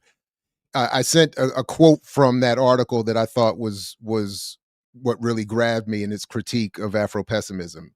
They write, quote, "It is not that Afro-pessimism offers no solution so much as it substitutes itself for one. It offers knowledge itself. It offers knowledge itself as the end, as a good that resides in a place that other theories would put the exhortation to practice and in practice to test the theory." And I know it out of context, it doesn't really make sense, but the point being that the critique is one that is class-based and is essentially saying there's no testable theory here. Unlike Marxism and other forms of critical thought, they don't really say it this way. There's no testable theory that Afro-pessimism offers. So, and I was moved by that. It's a meta theory, but going back to these atheist debates things, one thing that moves me around those discussions is if you want to put something forward that cannot be tested, that is not falsifiable, we can't make use of it. It may be right, but we can't make it. So that's where I'm stuck with that. So I would like, I'm mostly, I'm inspired by like what we got today, being challenged and being pushed and being with principle criticized and encouraged further. So that's what, you know, and that's what I think all of your questions are inviting. We should definitely revisit them. You will definitely be back here. This is not by any means the end. So thank you for the questions. Thank you for this lecture and lesson, and Thank it's you been both. great. Thank And you both. You guys are really important people to me. Thank you very much. I appreciate that. So we're gonna let Renee get the breakfast to the lunch. I'm gonna go get my lunch, and salute to you, Alchemy, and to the undefeated chat. As always, peace, everybody. Only when you're willing to fight for it, as Fred Hampton Much used love. to say. We'll see you next week with Peace. more Saturday. with Renee.